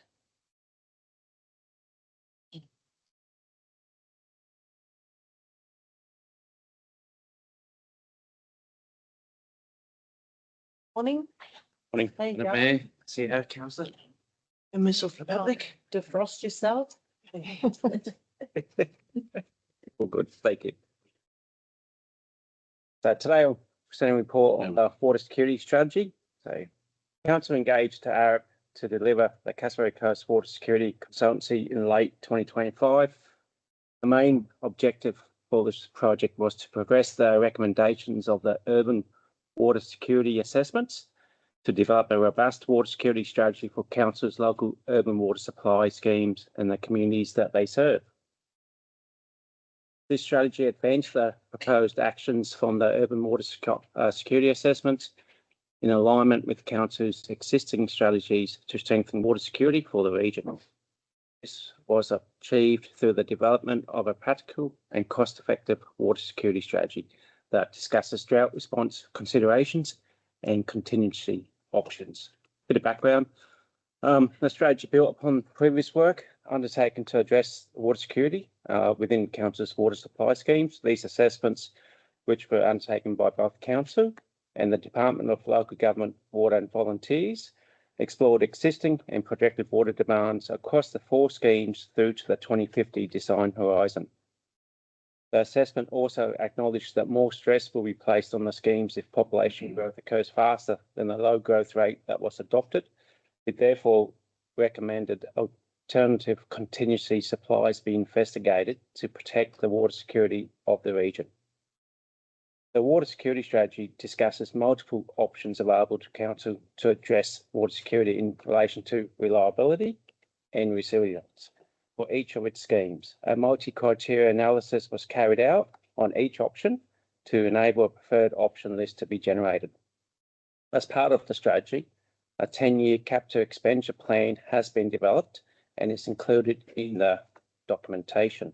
So the recommendation for you today, councillors, is that Council 1, adopt the water security strategy received for the Innisfail, Tully, Mission Beach and Cardwell water schemes, and 2, consider the financial implications within the strategy and the requirements to account for the 10-year long-term financial plan. Thank you. It was a good read, wasn't it, Alan? Oh, 202 pages. Yep. Recommended to anyone. More than one bottle of whiskey, I can tell you that. It seems stupid that we live in the wettest place in Australia and we're looking at a water strategy, but the realistic fact is that how we harness that water and how we keep those reservoirs topped up and, you know, at the least cost and the renewal of the infrastructure that's underground that nobody, takes too much notice of. Sorry, councillor Pervin. Yeah, thanks, Chair. Yeah, you're 100% correct there. You know, there's different options in there talking about bores, stuff like that, just things we haven't thought of before. Not that we haven't thought of, but things we haven't pushed along to go that way. I noticed in there's some very big financial figures. There's a lot of contingency in a lot of some of those figures in the long-term plan. Is that correct, Mr. Page? Correct. The values in the report offer the chair, they're a P50, so there's a probability go up or lower, but they are high level estimates. So they built in a lot of contingency, a lot of risk because of their P50. So there is a considerable amount of contingency in those figures. Suppose you need it at the moment with what's going on anyway. Well, not only that, through the chair, it depends on when we're going to implement these too. So, I mean, if this doesn't happen for another 5 years or, you know, it's, how do you put a price on a thing? I think Mr. Page and his team would like to move some of the stuff along a bit sooner. Oh, cool. Rather than later. All right, contingency part of it. I think I was just going to say, yeah, through the chair, obviously, year one's probably most critical to try and assess, you know, where we can actually look at some of these bores as an opportunity. And Mr. Page can probably talk much more eloquently about it. But those high turbidity events mean that we have to have water storage. But even with a $10 million reservoir, the Hyde Street Reservoir here in Tully gave us almost an extra day of capacity. But we saw in Cardinal during the flooding event in 2025 in February that the Kennedy bore managed, even with the hosing out of properties down there, managed to keep that water up. So to commend the team and Arup, the consultants, on the work that they've done. But if a bore's 2 kilometres from one of our reservoirs or 200 metres, it makes a large difference in the cost and then the quality of that water in those bores. So, yeah, I think the next year, but it's a good position to be in that we are not needing to find additional allocations, but there's a strong focus on reducing the non-revenue water. So that water that's either not being picked up by a meter or we're losing somewhere in our ageing infrastructure. Councillor Jessel, if I may too, that water that we're losing, the percentages that were listed in there of water loss were incredible. Absolutely incredible. And has been reduced though, hasn't it? In some schemes, through the chair, some schemes we have seen a reduction in non-revenue water.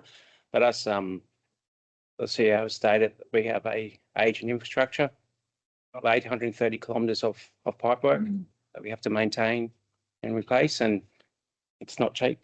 No.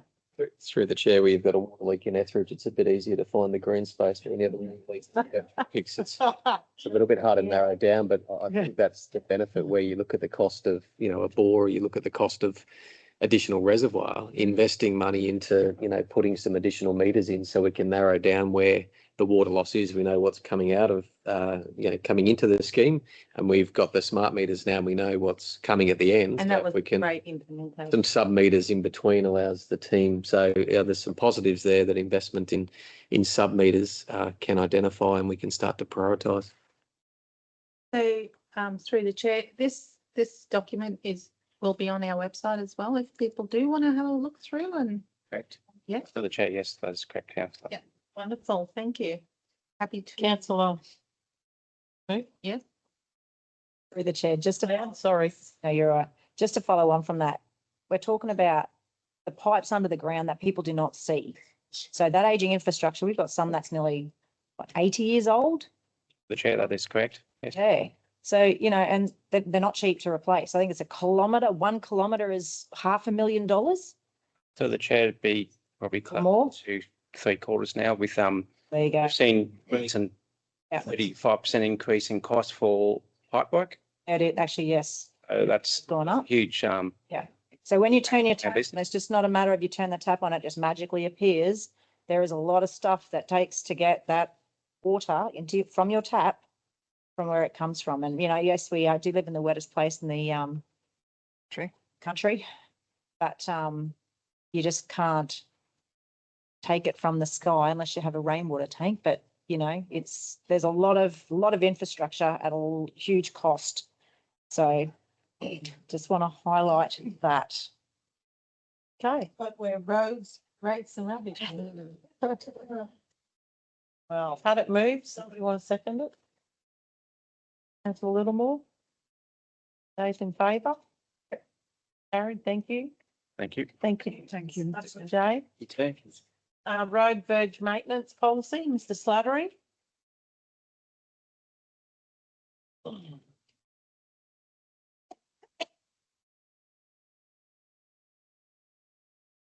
Going? Thank you, Mayor. That's good.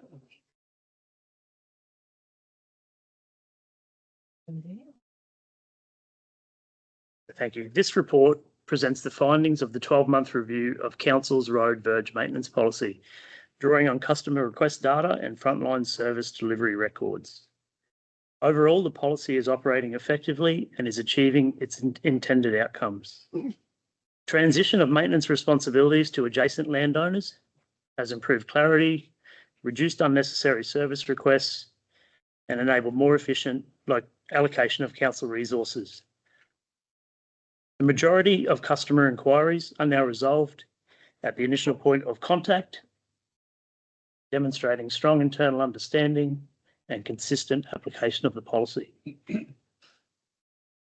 While some community resistance remains, primarily related to perceived maintenance burden and liability concerns, these issues are limited and manageable through improved communication and education.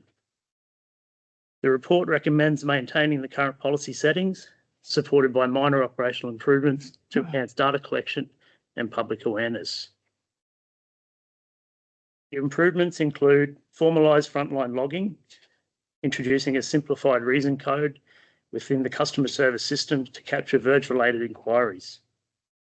And additionally, to develop targeted educational materials addressing common concerns, particularly relating to liability and maintenance of difficult terrain, and this will further support residents and reduce repeat inquiries. In terms of budget, whilst the reduction in the provision of mowing services in some localities has been redacted since the introduction of this policy, there have not been any notable budget savings. There has been rather a redeployment of an equivalent associated portion of time to meet and at times increase service levels of regional parks and open spaces. So this is a receive and note report, and the recommendation is that council maintain current policy settings, retain the existing road verge maintenance policy as it is achieving its intended outcomes and reducing administrative burden. Councillor Chewy. Thank you. I'm happy to move it. Just a question regarding the formalised frontline logging. So when this first came out, there were, and there still is, issues with people who contact me and probably customer service about trees being planted on verges and blocking views and things like that. So will that simplify customers being able to report those issues? Is that what that refers to potentially? Yeah, through the chair, I guess a reason code, the introduction of reason codes around those inquiries, there would be, I guess, a reason code around tree plantings on verges, Yes. mowing on verges, overgrown verges. Yeah. Thank you. Councillor Baines. Happy to move the recommendation, but just Second it. to second the recommendation. Sorry. Up today, it's all right. Not usually this slow. Brendan, there's a copy of the policy available on the website. Not an easy, the website's getting better to navigate. So it's just in policy settings, can be searched. Okay, people who want to have a look see. Okay, thank you. Yes, Jessup. I have had some concern from people that their verge incorporates a footpath, council footpath. Can you give me some information on what that would require from them? Do they keep that footpath? This is, through the chair, essentially around mowing. So if there's grass on that verge, I guess our expectation is that that is undertaken by the landowner going forward. So where we were providing a service there, we've redacted that. Our footpaths, if there is a footpath on that verge, we've got an inspection regime depending on the hierarchy of the footpath, but they're inspected regularly. If there are defects, that's still they're taken by council officers. And I guess there's always the customer request process if someone's got a specific concern with a footpath. Okay, thank you. Any further questions? Through the chair to Councillor Chewy's point, the plantings in the verge of our infrastructure, not only ours, but Telstra, Ergon at times, plus our water and sewage infrastructure runs through those verges. So it is important that people touch base with council if they are looking. We're not opposed to plantings in the right spot and with the right species, but we've certainly seen instances where trees are put right on top of our water and sewage infrastructure, which can cause breaks and make maintenance harder. So the advice would be if you've recently bought a house or land and you wish to embellish, to check with council first as to A, what you should plant, and B, where it should go. Through the chair, it's about empowering residents to take some pride and ownership over those verges, but do it in a way that there are some structure to that doesn't impact infrastructure or sight lines or other residents. Thank you. Putting coconuts over a footpath is not something that would be supported, for example. Yeah, appreciate that. Very good. Those in favour? Carried, thank you. 6.4 land slip policy. Mr. Chugg will present.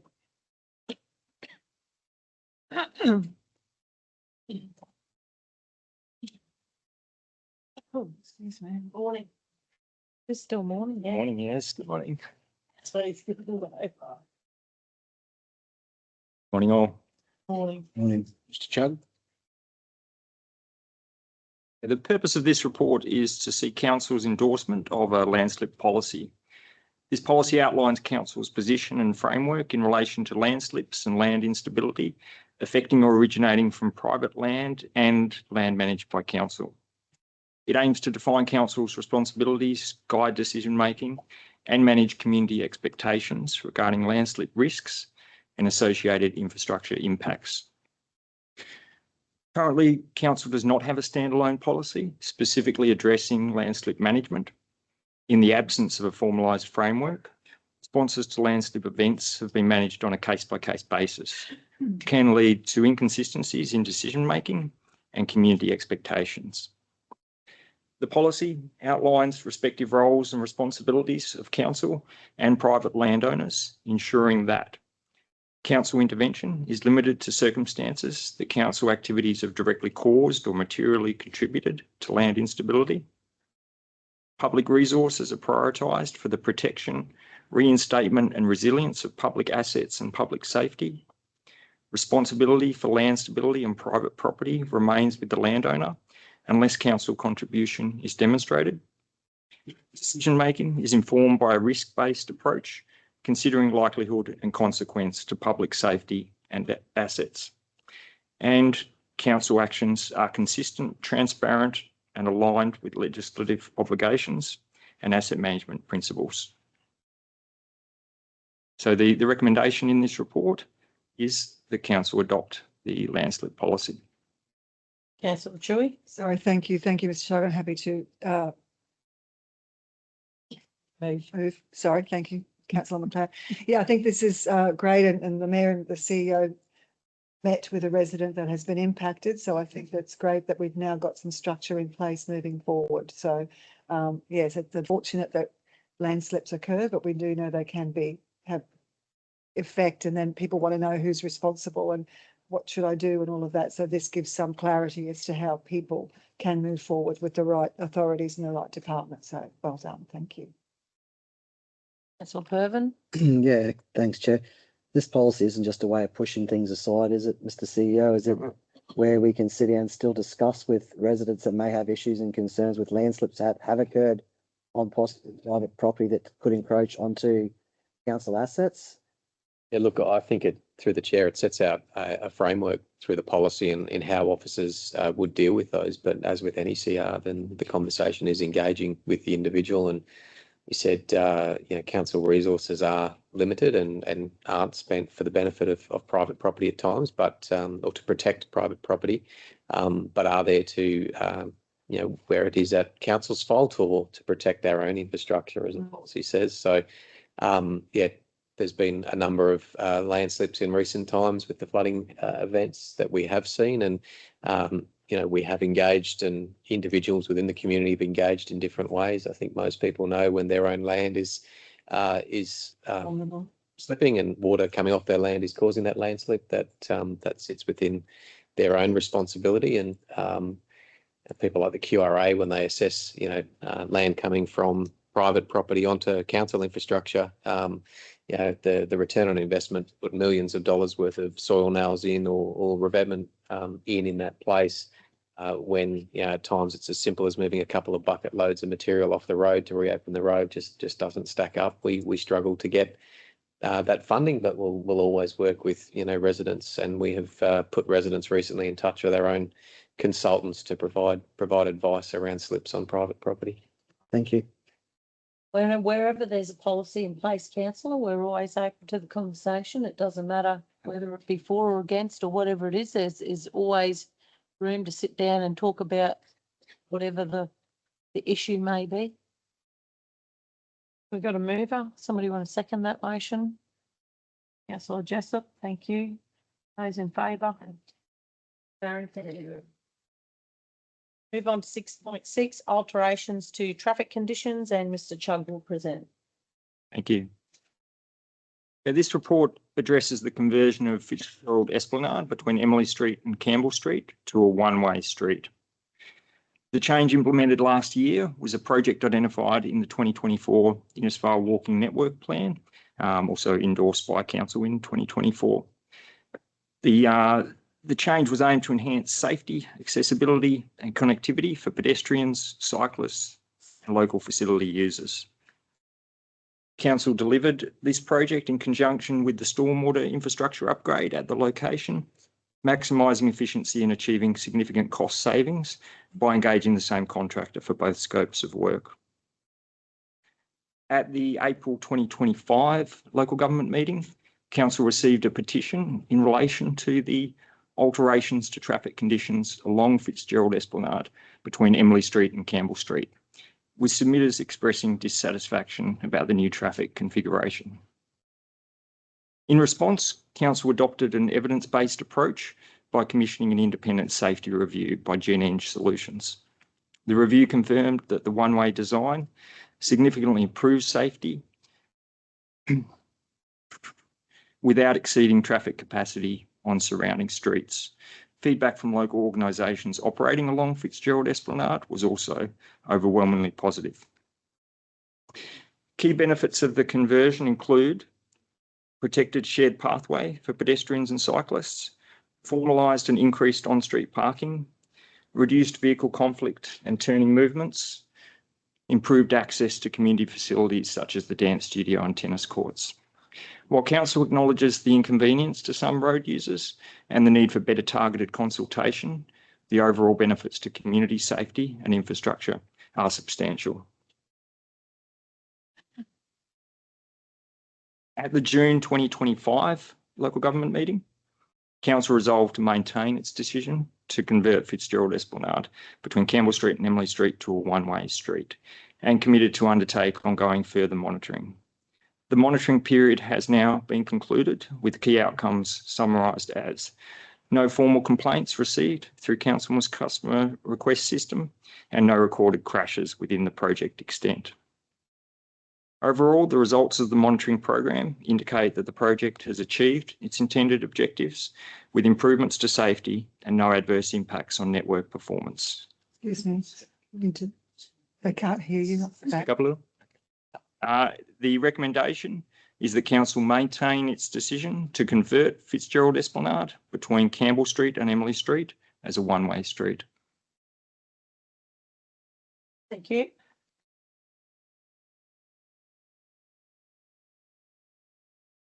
I've got some points to speak about. In the period of the last 12 months, I have met with one resident down there on site in relation with the mayor in relation to an issue that was raised. The issue that was raised was about turning right to go down the one-way street and having vehicles parked along Emily Street. It's probably been the only safety concern. Looking at that, if that was a two-way street, you'd have more of an issue in relation to that. I can see the issue there with vehicles being parked there. That's due to a limited number of space for hospital parking, which is outside of council's control parking areas.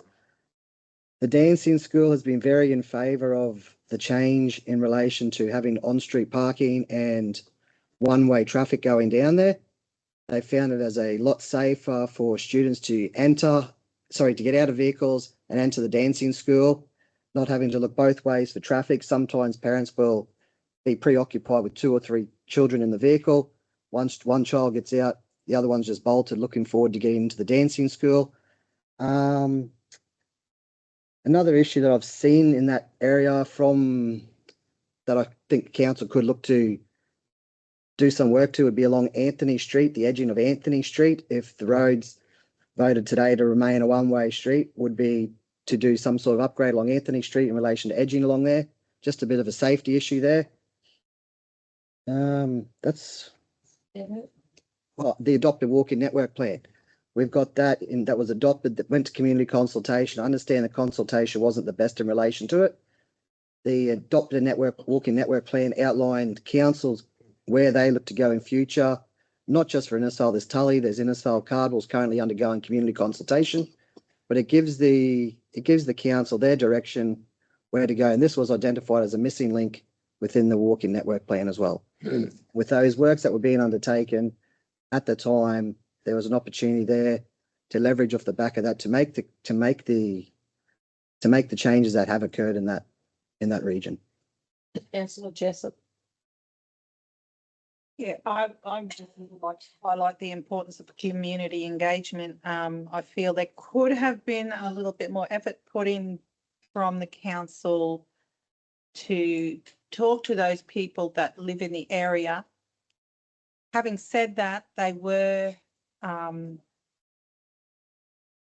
aware that there are sessions involving plans for the network, walking network, and this is really important that people do get in and do this. But I think from what I can gather, it's more of a matter of inconvenience not having that as a two-way road. But the safety implications, I feel, outweigh the benefits here. So no recorded crashes. I will support to move this recommendation. Yeah, no more formal submissions or complaints since that, February 2025? Correct, since early April, yeah. Yeah. I just asked, did the schools reach out to the council at all and lodge any objection to being a one-way street? And have they formally said anything about an increase in traffic along that road that has caused issues? No, because I went there myself and asked all schools in that vicinity if they had any issues, and they were not wanting to make any comment, or they didn't come forth with any issues. Councillor Chewy. Yeah, thank you. I'm happy to second the recommendation, and I too would like to acknowledge we met with people in the room in Innisfail, and there was a lot of upset people about the lack of communication, and we appreciate that was very important to get back to council so that council can make better, move forward in a better way. Disappointing. We've got a room full of people here today. I know they're very passionate. We acknowledge their passion.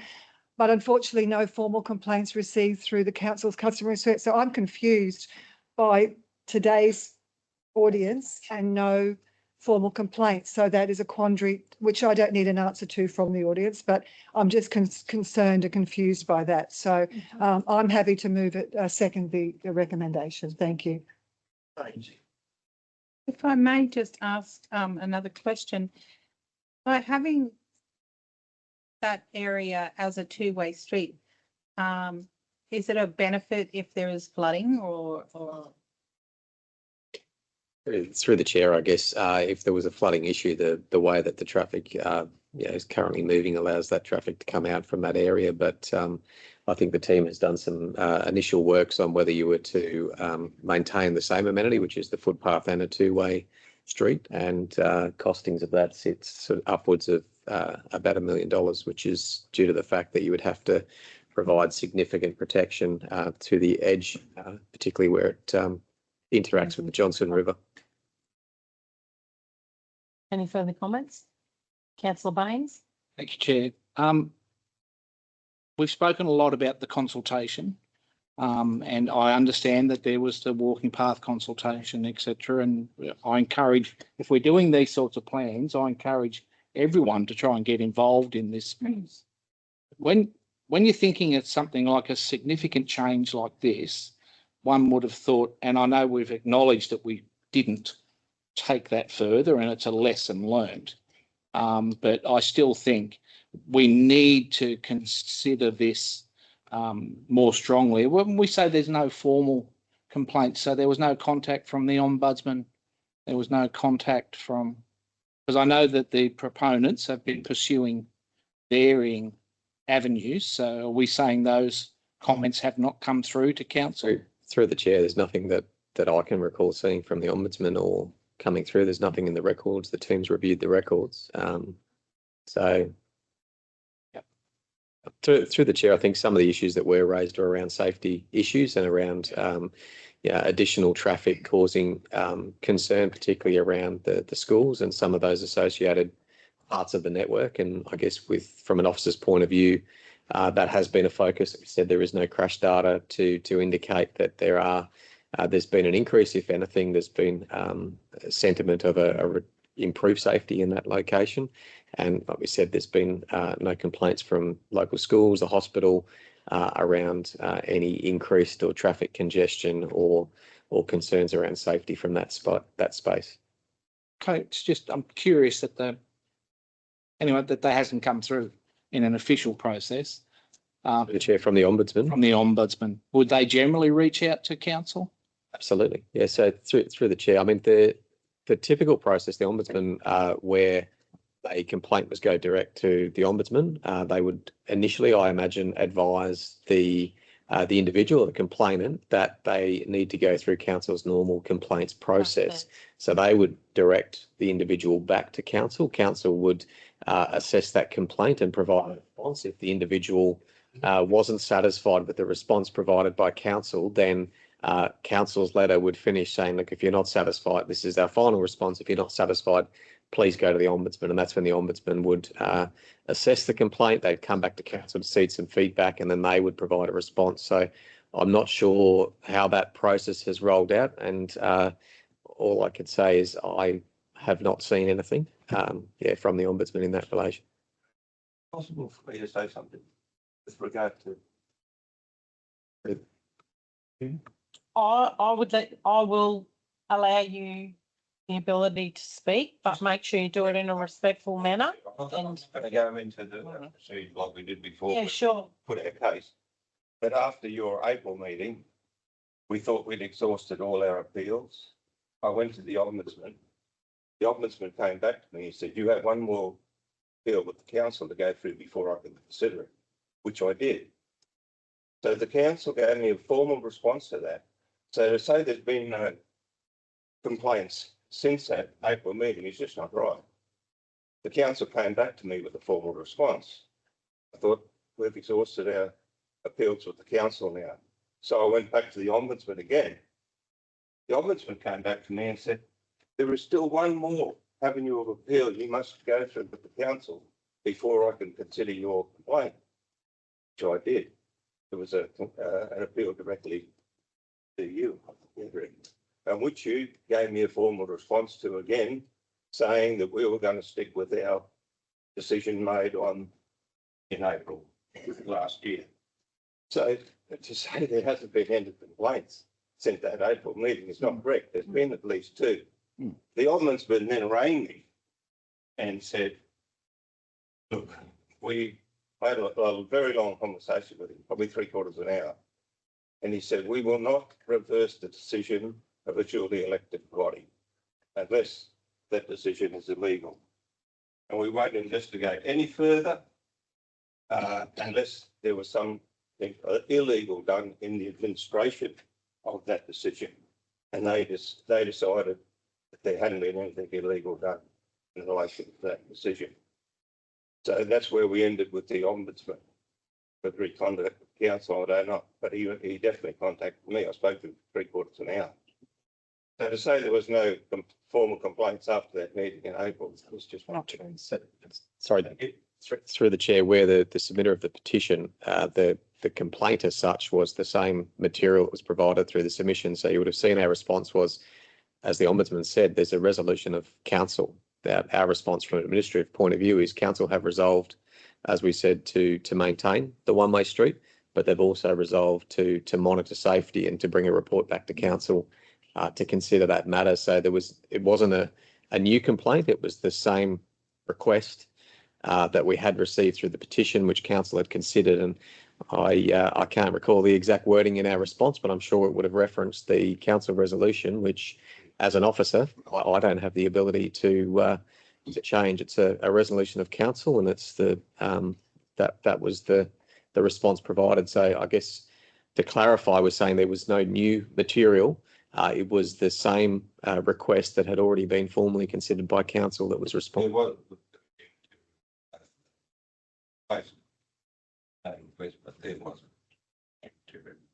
Thank you. Councillor Baines.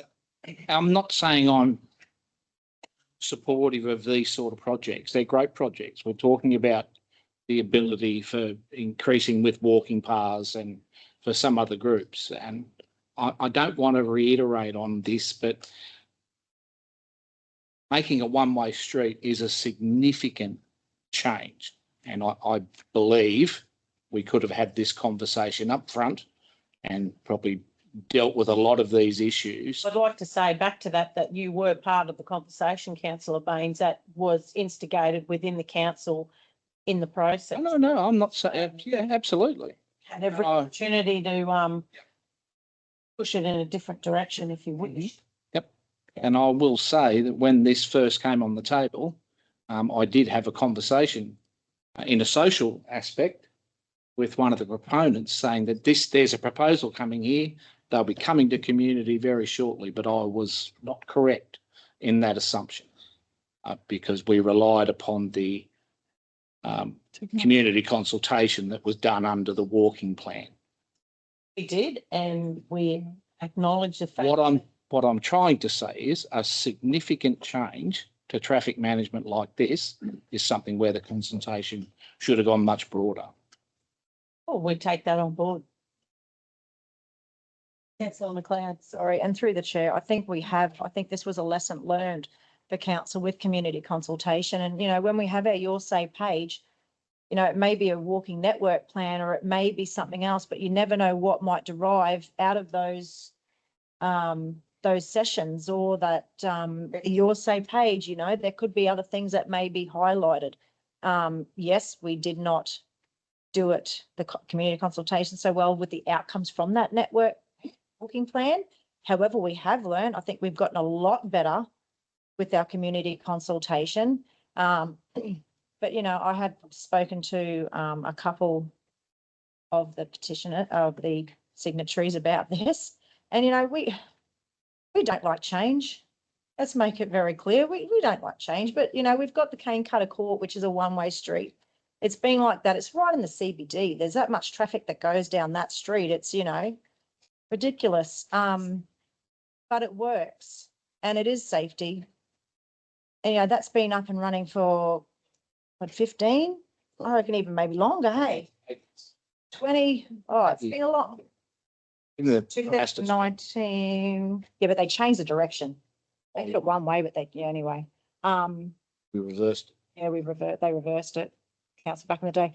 But, I think it's had a benefit to all the users in that area.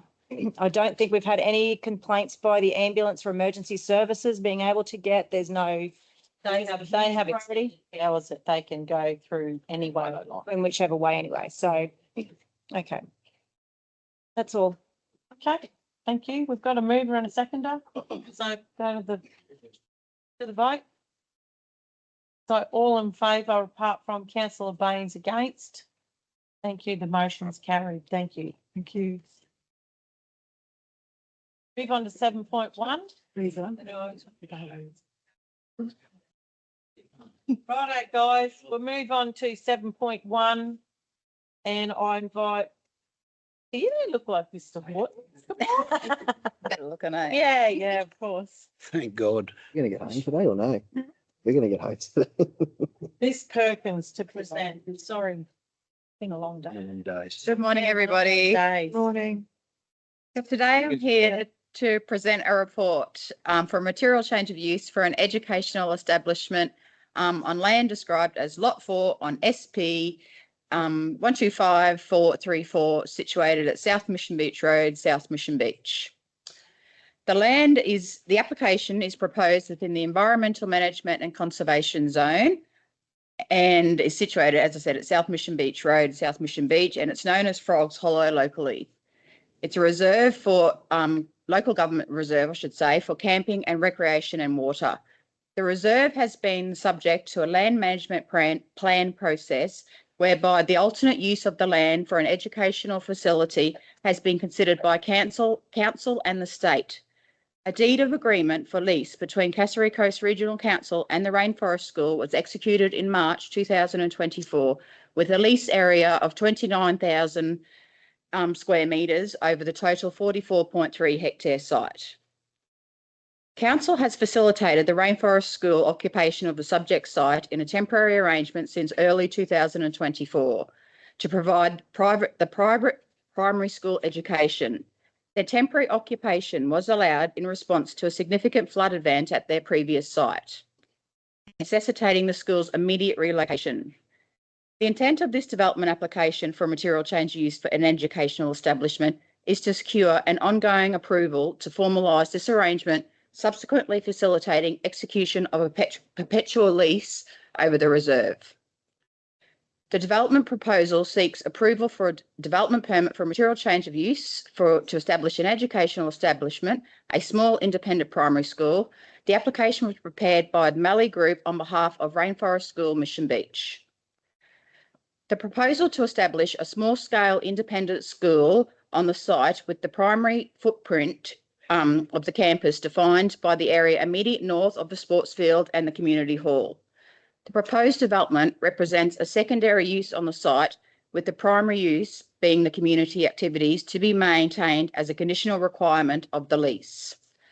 The school will remain respectful of the site's natural attributes, remaining clear of vegetated areas and adopting a lightweight, low-rise built form.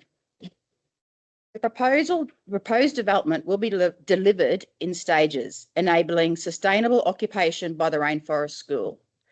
Stage 1 includes the addition of a classroom in the form of a demountable building intended to ensure the school's occupation continuity in the immediate term. The demountable building will provide a fit-for-purpose solution, allowing the school to operate with the existing community hall, presenting challenges as a result of the shared use arrangement. Subsequent stages of the development considers the expansion of the school's footprint on the site, generally in accordance with the master plan. Each proposed stage is described as: Stage 1 includes additional 2 classrooms in the form of transportable demountables, and they will be located on the existing hard stand areas. An equipment store in the form of a 6x6 shed, widening and formalisation of the driveway, vehicle parking and manoeuvring areas, electrical upgrades including installation of a new power supply, installation of screened bin storage areas, site landscaping and designation of outdoor play areas, and minor earthworks and site preparation associated with the above. Stage 2 will include the installation of a new amenities block with associated on-site wastewater treatment system, upgrades of site entry from South Mission Beach Road, landscaping, path network extension, and outdoor playground areas. Stage 3 will see a canteen and laundry and outdoor cupboard areas, and Stage 4 will include an administration building and associated infrastructure. The application was impact accessible, therefore public notification was required. one properly made submission was received by council during the public notification process. This submission focused primarily on the lease and in the terms of the lease being the fee for the rent, so being $1, which is pretty much legislated under the Land Act as a trustee reserve. And also made reference to student accommodation. I will note that no student accommodation is proposed as part of this development. In addition to the statutory public notification requirements under the Planning Act, the applicant undertook community consultation to secure support for the trustee lease. A broad level of support from across the general community, including traditional owners and active users of Frogs Holiday, was confirmed with no active objections to its shared use, and the community consultation report was provided with the application material. The application required referral to the State Assessment Referral Agency, known as SARA, for the site's proximity to the state-controlled road, South Mission Beach Road. SARA has provided a response with conditions on 31st of March 2026. The subject site is located within the Regional Landscape and Rural Production Area as indicated in the Far North Queensland Regional Plan. It's generally consistent with the provisions of the Cassowary Coast Regional Council Planning Scheme, and the application for a material change of use for an educational establishment is recommended for approval subject to reasonable and relevant conditions, which are shown in attachment 1 of the report. If you have any questions, I'm happy to answer. Thank you. No, not a question, just I'm very happy to move it. I would acknowledge we have Rainforest School people in the room. I also posted the development application site on my Facebook page and had very positive outcomes on that post as well. And if ever anybody was going to go into what is a significantly special environmental place, it is the Rainforest School, its ethos and its guidelines and the messages that it puts forward. So I'm very happy to support this. I know I've seen the other groups use the facility as well, so it does lend itself to being used for others.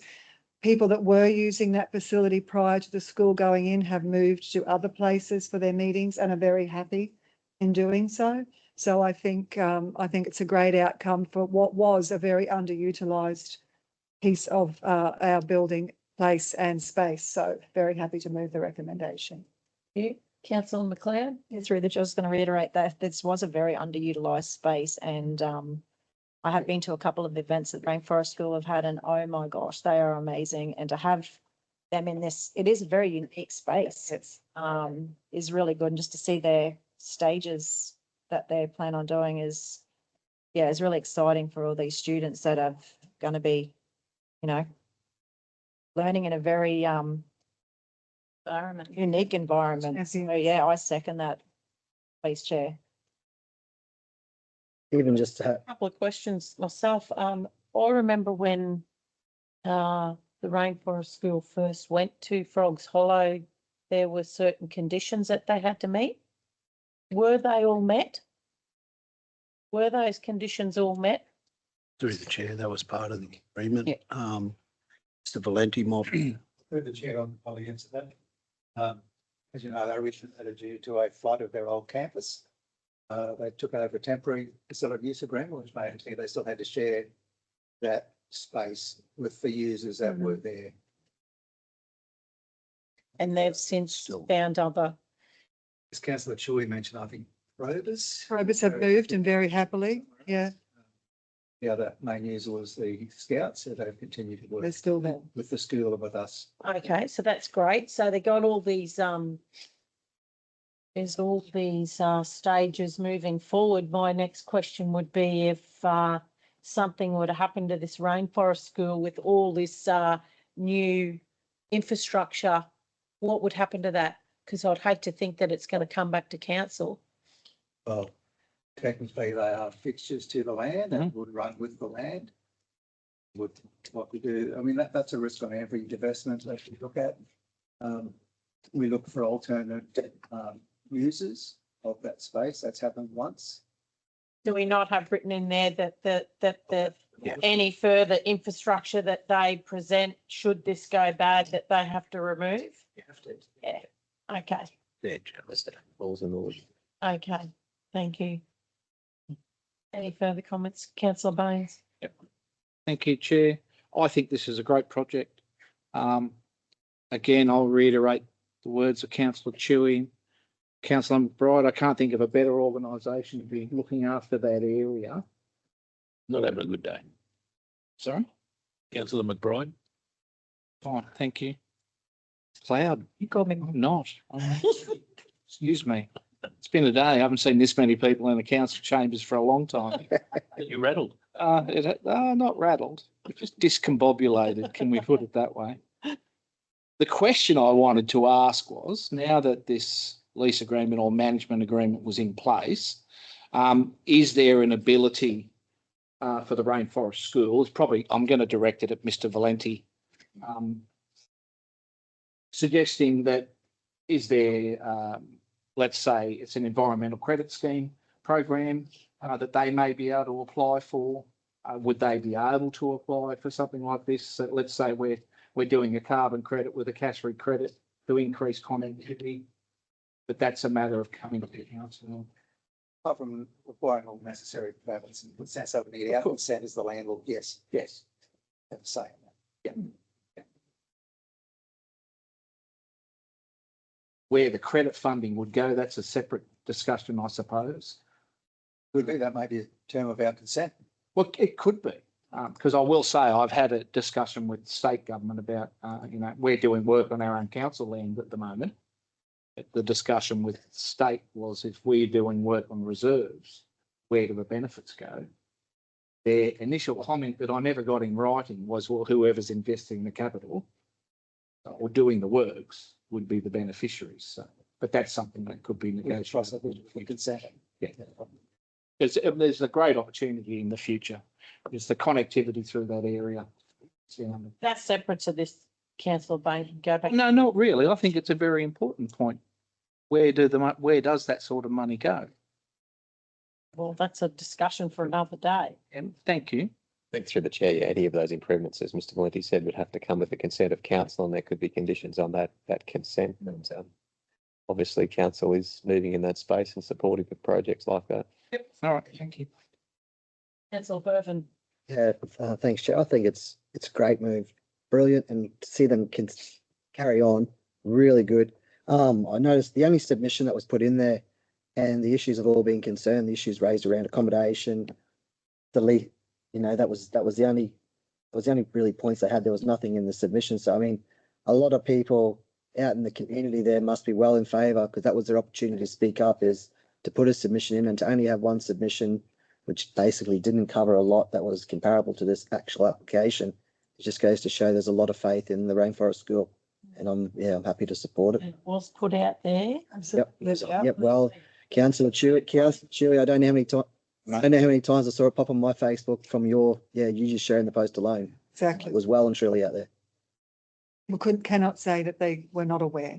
And I know the school as well worked hard to engage. Very good. So we've got a mover and a seconder. Those in favour? Harry, thank you.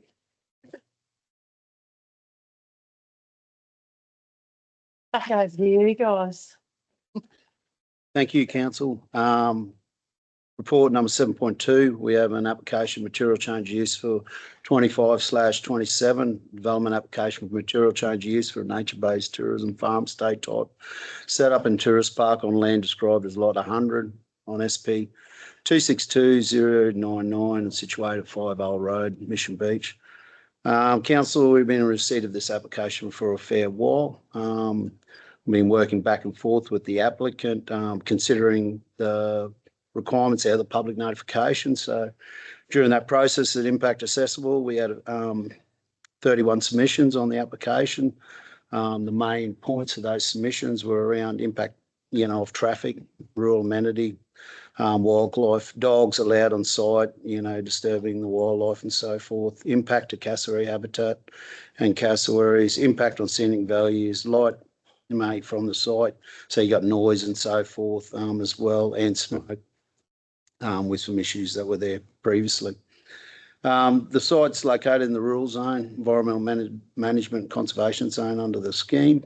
There are a number of sites within the Mission Beach area which are designated for residential and high and tourism developments, which is down near the main centre there. A small scale tourism offering with a minimum infrastructure is considered, pretty suitable for this type of site. In the original form proposed, there was a traffic impact assessment provided to council at that time. We engaged our own independent one as well as our own asset engineering staff.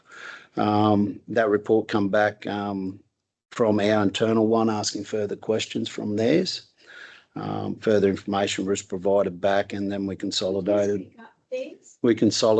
with the traffic engineer on the requirements for Boyd Road.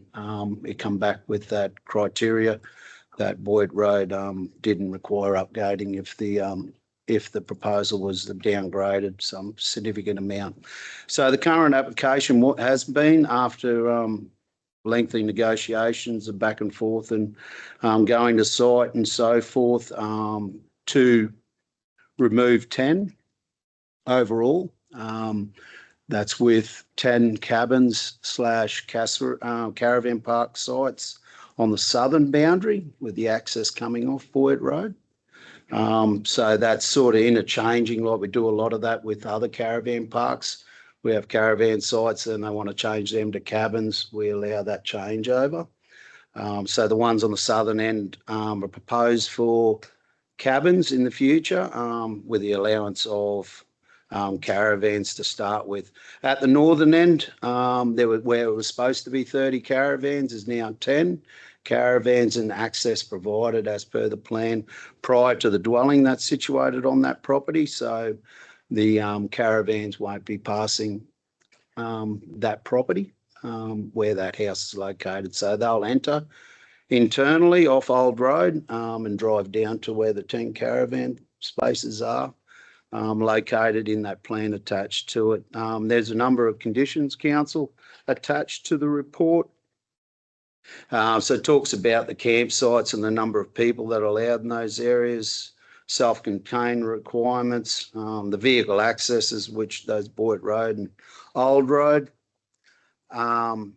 internal traffic movements, landscaping. There's a requirement here to landscape, so they need to provide a 20-metre buffer, so to the northern property owner. So that needs to be put in, 20-metre buffer there on that northern boundary, separating where the caravan sites are to that northern property owner.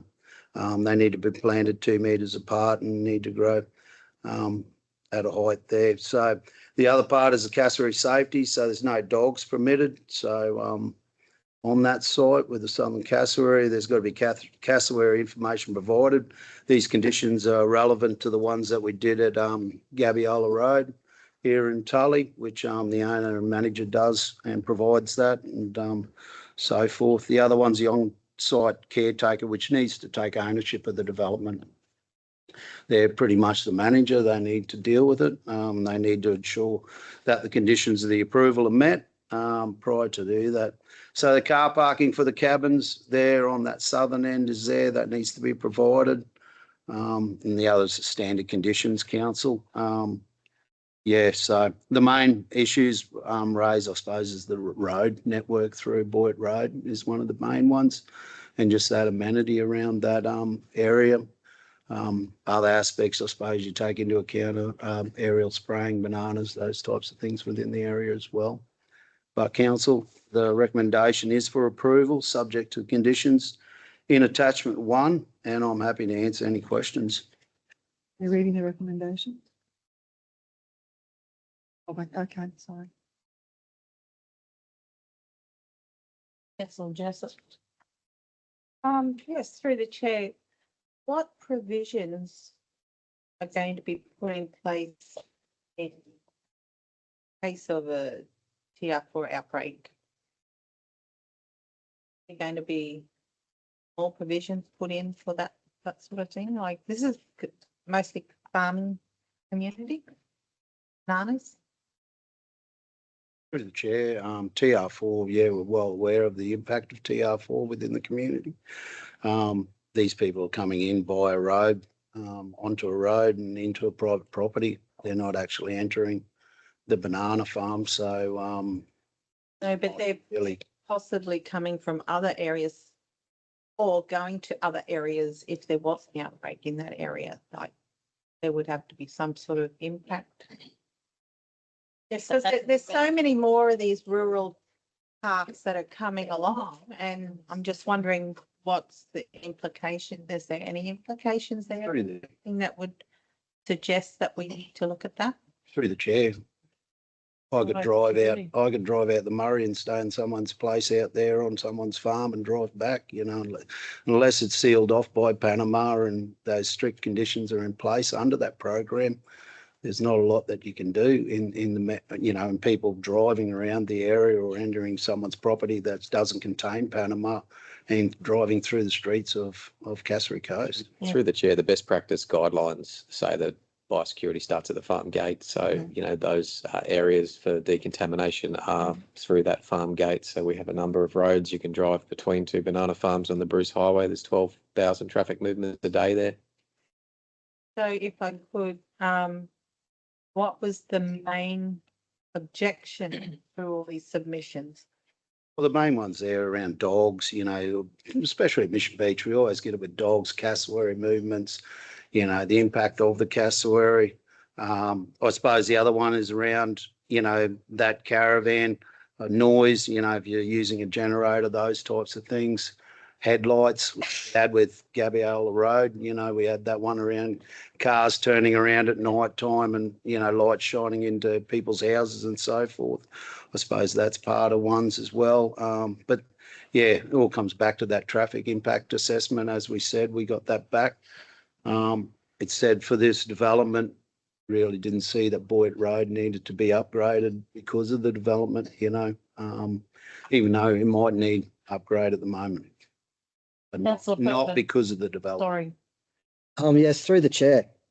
I'd like to move a motion that the council refuse the development application for a material change of use for the nature-based tourism farm stay and tourist park on land described as Lot 100 on SP 262099, located at 5 Isle Road, Mission Beach 4852, on the following grounds: conflicts with the planning scheme, rural and environmental management and conservation zones. The proposed development conflicts with the purpose and overall outcomes of a rural zone and the environmental and management and conservation zone under the Cassowary Coast Regional Council's Planning Scheme 2015.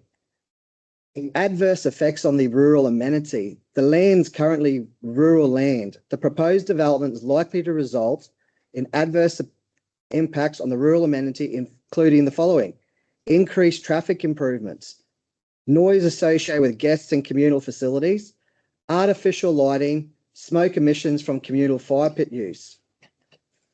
The impact on the surrounding agricultural properties. Currently, there are banana farms in this region. I myself, as a councillor, get phone calls today about rural areas that have somebody buys a house there, the neighbours spraying on aerial spraying.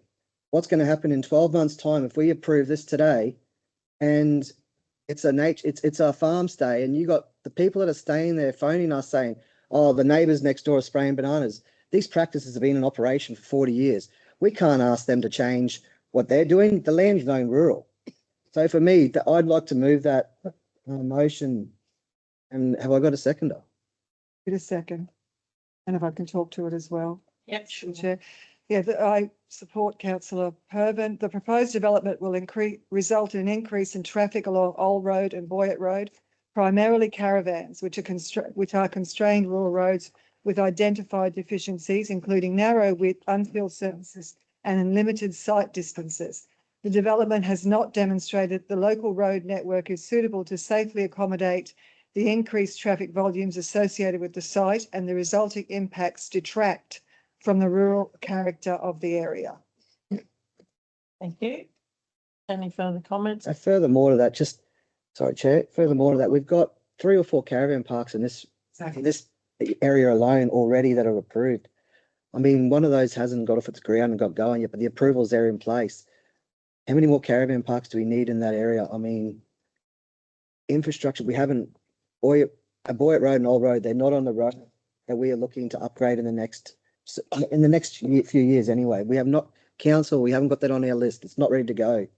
And supporting Councillor Pervin, the one that is, then we did approve is sitting at the bottom of Boyett Road. So there is an opportunity for that to be occupied as well. So we've had it's been a very vocal concerns from residents, and not just on that affected area, but beyond that area as well, have reached out to me as well. So, but I stand by the decision that I have read out and supporting Councillor Perkins, taking personalities and things away from it. Thank you. Thank you. Councillor Baines? Just as a question, as an afterthought, are we confident the reasonings we're providing are defensible? If and when this may go to planning, I don't know, that's quite a broad question. Yeah, through the chair, absolutely it is, and it's probably one that is hard to provide specific advice on. It sounds like the rationale, there's been a number of submitters that have provided submissions that are concerned about the impact on the amenity of their rural properties in this area, as well as some of the environmental concerns with, not to mention traffic, but it sounds like the concerns are primarily around, concerns around reduction in rural amenity for those properties that have, or those individuals that have bought there for that purpose. So be hard to make any specific comment, but obviously there is a structured process should the applicant or a submitter in any planning matter feel that they wish to. More about the confidence of the defendability, that's fine. Yeah. Understand. None of us want to see us in court for. I know, but it's always, it's always a line that we take, but that's what we're here for. Yeah, that's right. Through the chair, this is a rural zone. Yes. Yep. Business area is down the bottom. The tourism area is. Okay, There's so I've got a zone for a reason, so. Through the chair, we'll definitely have to look at it as a council, because the regional plan talks about diversification in the rural area to support rural agricultural diversity, with what we see with the, rates that are paid in these areas. And, so council, we need to have a look at a policy, we need to have a look at the scheme, and we need to have a look at those aspects as we move forward. Because farmers are asking all the time, how can they diversify their property to make more money than what they're currently making? And that's not big banana farms, that's not big cane farms, that's not those aspects. We've got in this shire, in Johnson and Cardwell, a lot of small rural lots that are, because we've created that over the last 80 years, where we got people living on a couple of acres and trying to make a living out of that. So something that we need to further discuss, council, as we go forward. And I guess once that regional plan comes to fruition and we have to go back and review our plan, that's when we need to really drill into all of those little dot points about what can and can't and will and won't be able to happen in those areas. So I think this is a classic example of making sure that we get all those little nitpicky things right when it comes to that. Anyway, we'll go to the vote. So we've got a mover and a seconder for Councillor Pervin's motion. So do you mind just reading it? Okay. So my motion going forward would be council refuse the development application for a material change of use, nature-based tourism farm stay and tourist park on land described as Lot 100 on SP 262099 and located at 5 Old Road, Mission Beach, Queensland 4852 on the grounds that I spoke about previously. The reasons you spoke. Yeah, that's fine. Happy with that.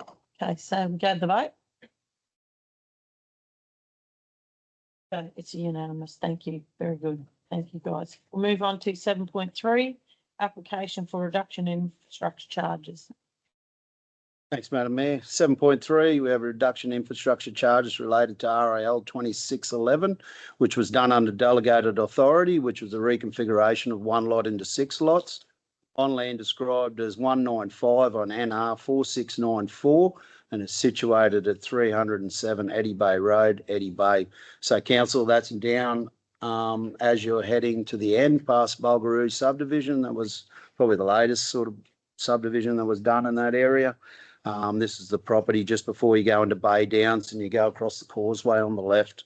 It's currently got native trees on there that were planted, hardwood trees. So we're in receipt of the request from the Giddens for 100% reduction to that infrastructure charge. The infrastructure charge with the 6 lots, the first stage is 5, and then there's an additional lot later on. So the infrastructure charge, council, was $88,018.65. It's gone through, we've assessed it against the criteria and everything. So council, it's recommended for that 100% reduction. Happy to answer any questions. Councillor Bain. I'm going to get in first. Happy to move. No one left to see it. Really disappointed. Look, no, great project. I think this is a good piece. I know we're discussing reviewing the policy in the near future, but I think this is a really good project, and let's keep this on a roll while it's there. And more, we need more housing in this region, and we need a diversity of housing choice at the same time. I've got a question in relation to this, and so it's 100% waiver we're looking to do for the infrastructure charges for this one in particular.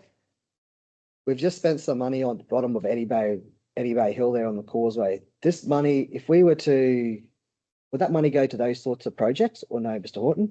Through the chair, that's council's decision on how they spend the infrastructure charges. Infrastructure charges can be used towards trunk infrastructure, which becomes bridges, roads, paths, channeling curbs, stormwater drainage, water mains, sewer mains, reservoirs, upgrades, sewage treatment plants, those types of things. And not just for that area, is it? So we could be spreading No. the whole Cassowary Coast region. Yes, you can. Yeah, yes. Councillor Baines, I understand you've moved that motion. I'd like to just put it forward to the councillors. Would they be prepared to drop the 100% to 75%? You know, do we need to give 100% on this development? I'm asking, would you be in favour of that? I'm happy with the motion as it stands on the table at the moment. Okay. Sorry, council, what's the chair? No. So Proposing. are you proposing to move an amendment or a new motion, or We don't have a second. there's no? motion. Yeah. The second. Is there a seconder for I'm prepared to second the motion. Jeff's motion. Jeff's motion? I'm prepared to second the Yep. current motion that's before them. Yeah. All right. But through the chair, councillor, and if you were seeking to amend, we've now got a motion on the table. If you're seeking to amend that, you put forward your amendment, that could be voted on. If And that's then- voted down, it would then go back to the standing motion. Yeah, I'd like to Second for that. I do an amended motion to reduce the infrastructure charge from 100% to 75%. Why? Just so we can start to recoup some of that money. You know, we have been given funding for certain areas for infrastructure. I understand it's a rural residential area, but like I said, we just had the causeway at the bottom of Eddie Bay just done up. Surely we could have put some of this money, start pulling some of it aside. Councillor McLeod. Sorry, through the chair. Is this the first time that this, how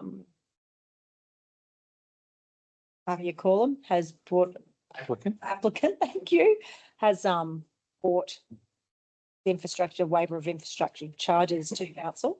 Through the chair, yes. Well, I'm welcome. Correct. Happy to see it stands. Thank you. Councillor Little. That clarified from Mr. Chair, a question to the CEO. Our infrastructure reserves, where this funding would go if it was charged, how are they standing?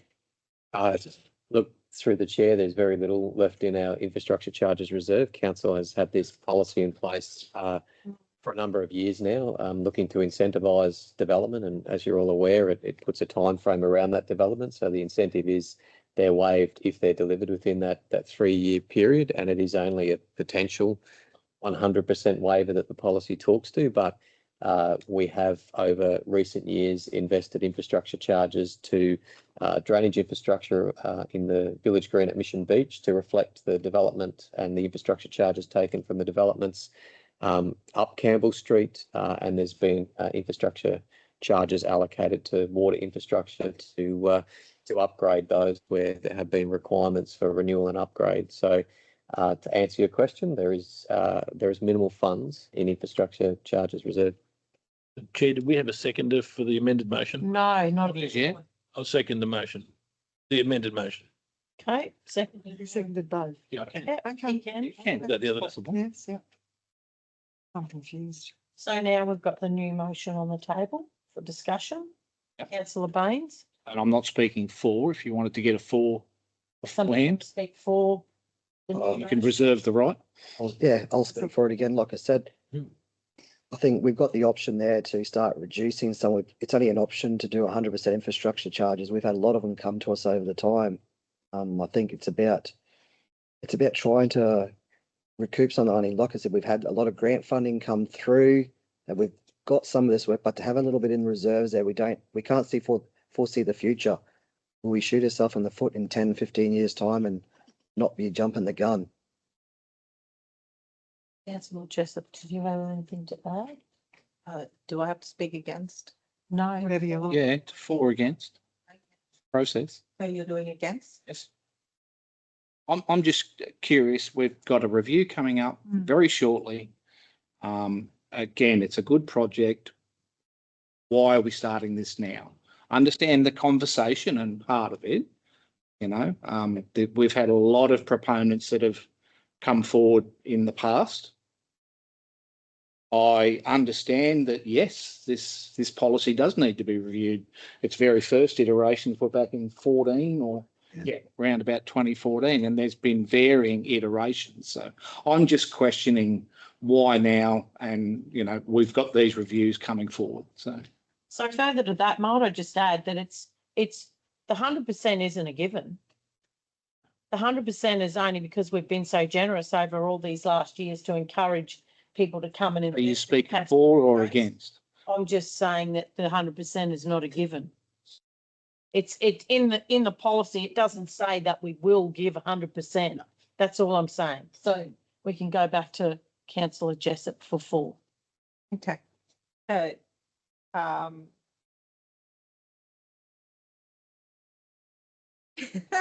if- I'm listening to so many people now that I've. Yes, the room's empty. Concentrate. Yeah.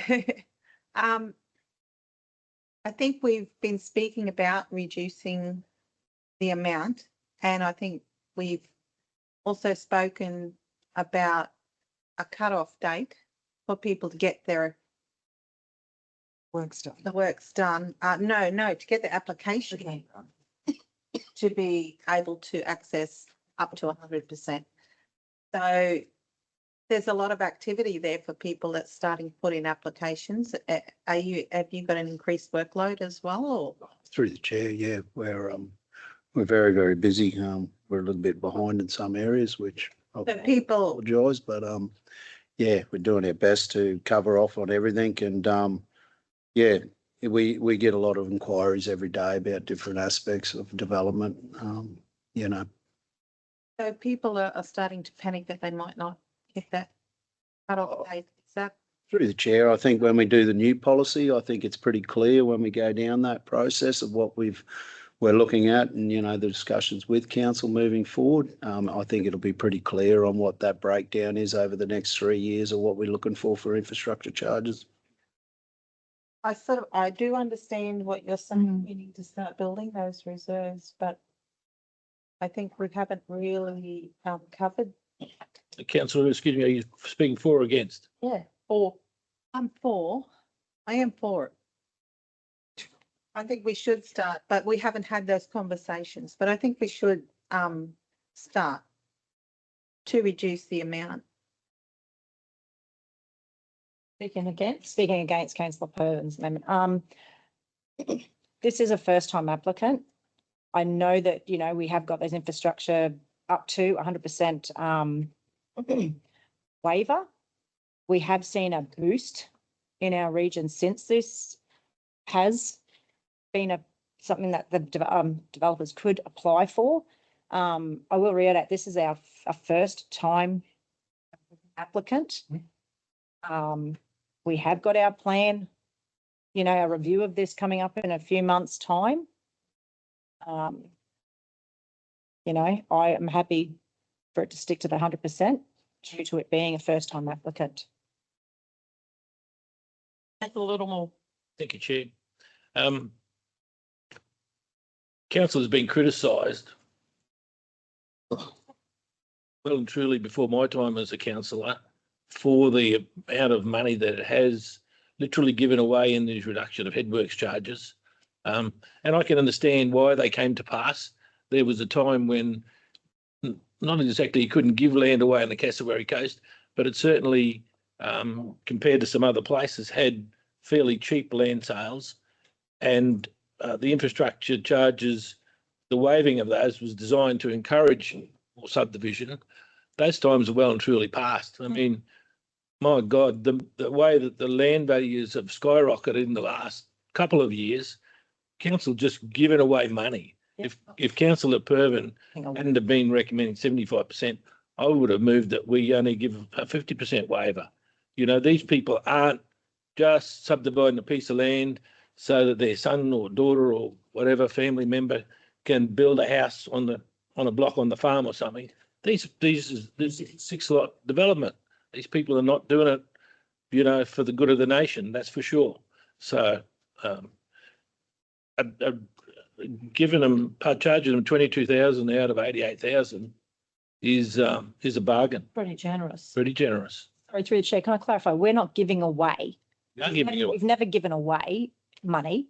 We have foregone income. Just Well, it's not.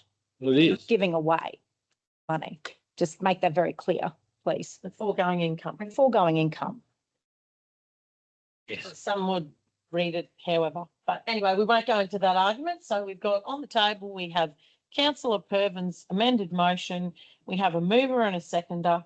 Go to the vote. For those for in favour, in favour of the motion. So we've got Councillor Pervin, Councillor Jessup, Councillor Littlemore, and myself.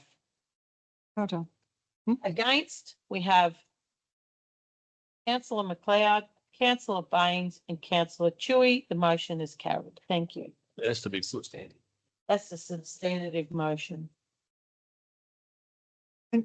Can I say, each one of these needs to be considered separately to, you know, not, that doesn't just, can I, from my understanding, just because I said 100% for that one doesn't. We're talking about this. Exactly. Yeah. So now the motion on the table is Back to square one. Yeah, just in my own mind. Thank you for that. Councillor Littlemore seconding that motion. No, it's a substantive motion. We're voting on the substantive motions. It's become the substantive. Oh, sorry. Yes, sorry. So we'll vote on that now. Oh, Gary, thank I you. want to get something. Oh, yeah, okay, sorry. I'm confused with all the stuff. Sorry, Mr. Horton. No, it's good. Cheers, no, it's through me, mate. It's great piece. It's how it's supposed to be. Madam Mayor, I won't be losing any sleep. We never lose any sleep, no matter what we decide. Mate, Point four. that's what council's about. We recommend, we put it up, council makes a decision. That's how the process works. The name of So, Democracy. democracy. Thank So- you, Councillor Chewy. so 7.4, before I start, any what's the name, any declared interest or anything in here that we need to know about or anything with this one? I should ask that first. On the other ones, that's good. We need to proceed. Sorry? Declared conflicts or anything like that, That's for the next. because I don't know who's involved. He's already declared, yeah, it's all All good. right, okay. Thank you. Thank you. Council's receipt of AGL Vision for 100% reduction in infrastructure charges relating to reconfigure of 1 into 2.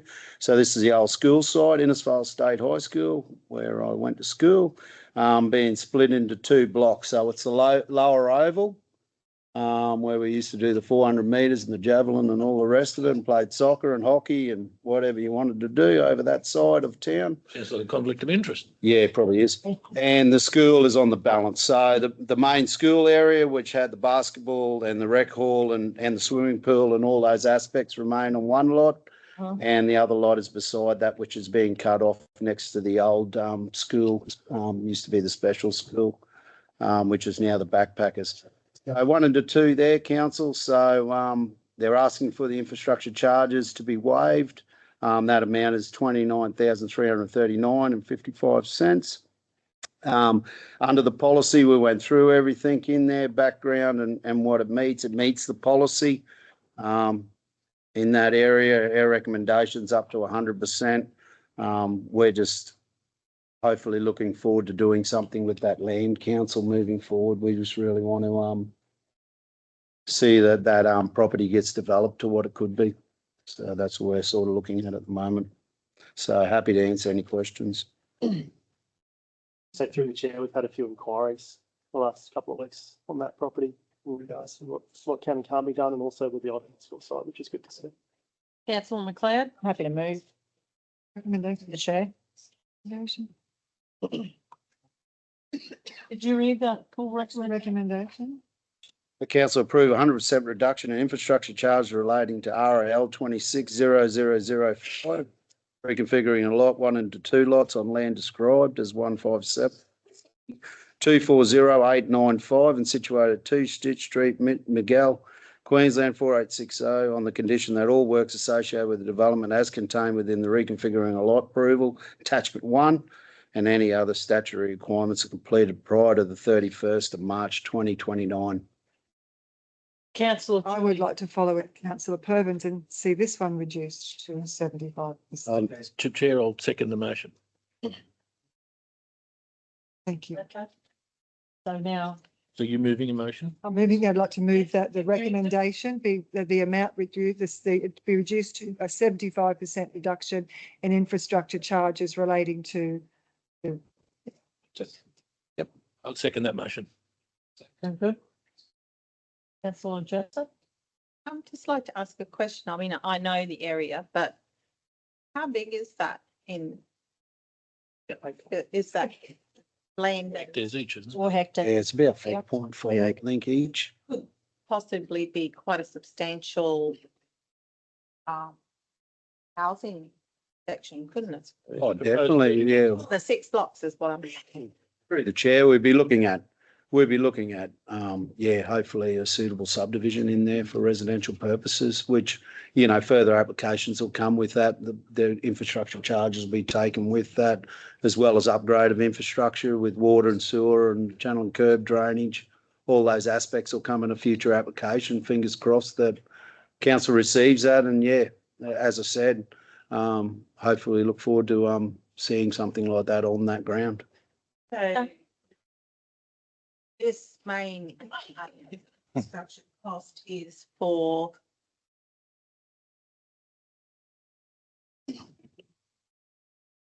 right They're waiving the infrastructure. to separate them. Yes, 1 into 2 through the chair. Yeah, I realised it was that much, so. yeah. 1 into 2 because you could have a 3-bedroom house on it. They could sell it. Someone could buy it, put a 3-bedroom home and a shed in the middle of it and do nothing with it. Yeah. Depends on who purchases it. We're open on the inquiries we've got that we get either something out of it because that's what we need. At this stage, if it went into a subdivision later on down the future, you'd be presuming they would be coming back with waiving infrastructure charges again, wouldn't you? If we start. The chair depends on our current policy, which will come through. So we're, you know, that's due to come up. So that'll depend on how council decides that policy. Thank you. Okay, so Councillor Chewy's moved the motion, Councillor Littlemore seconded it, so those in favour? All in favour, but Councillor McLeod is against. It's a substantive motion, man. No, it's move this motion. It's a substantive motion. Generally was moved and seconded. Then there was an amendment. I don't think it was. I did. No. The chair, that one was moved initially by Councillor Chewy and seconded. There was no motion moved as amended. The other one hadn't been done. Yes. Councillor McLeod had moved it. Yeah, and I seconded it so we could get onto the amendment. Did second it. So now it becomes Oh, substantive. okay, sorry. Okay, but Mr. Horton hadn't read the recommendation, so was it moved after the recommendation was read? Because he hadn't read the recommendation when you moved it initially. That's correct. Yeah. Let Andrew sort it out afterwards. Sorry, as I said to councillor Baines, he said he didn't remove the actual read the recommendation. Cut and paste. I don't want to be Yeah. against them getting something. No. So where would we stand, and do I have to change my vote? Is what I'm So asking. you just moved If you've moved the original recommendation as a motion and that's been seconded, then we've just undertaken a vote then on the, and it's not a motion, but an amended motion.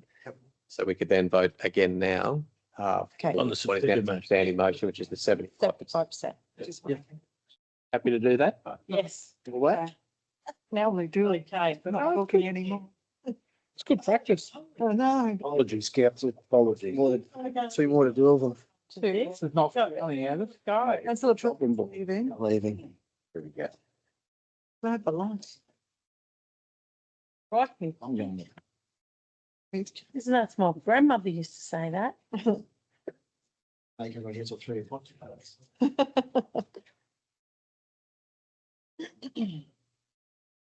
Righto. All right. 7.5, council, we have an application for reduction in infrastructure charges relating to MCU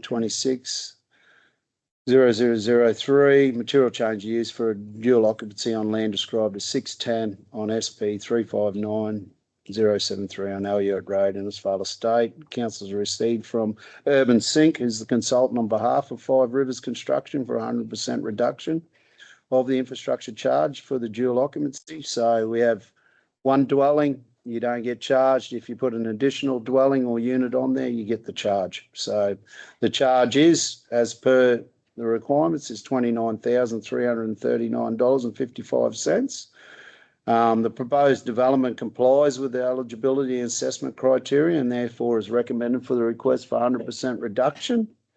Charges be approved by council, provided that all the works within the development contained in the material change use are done by 20th of February 2029.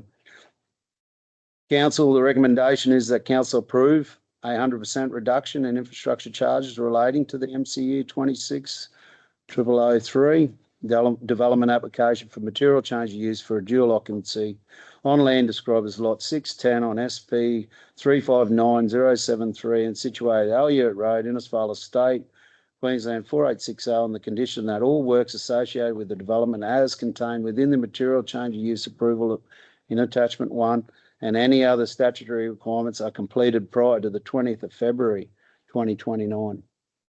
Councillor McLeod. Thank you. I would like to move an amended motion if I can, and that council approve a 25% reduction in infrastructure charges relating to MCU 26003.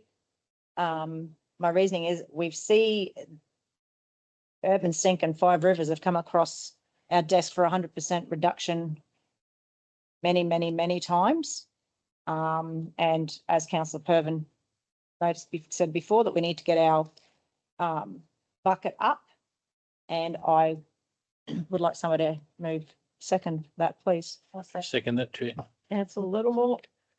Okay, is there any discussion? Go to the vote. In favour. Okay, it's a bit easier. We're in the swing now. Yeah. Next. Sound like this is bouquet, doesn't it? Report number 7.6, council, application for reduction in infrastructure charges relating to MCU 26-0006, material change used for dual lock on lot 618 on SP 359073, situated Elliott Road, Innisfail Estate.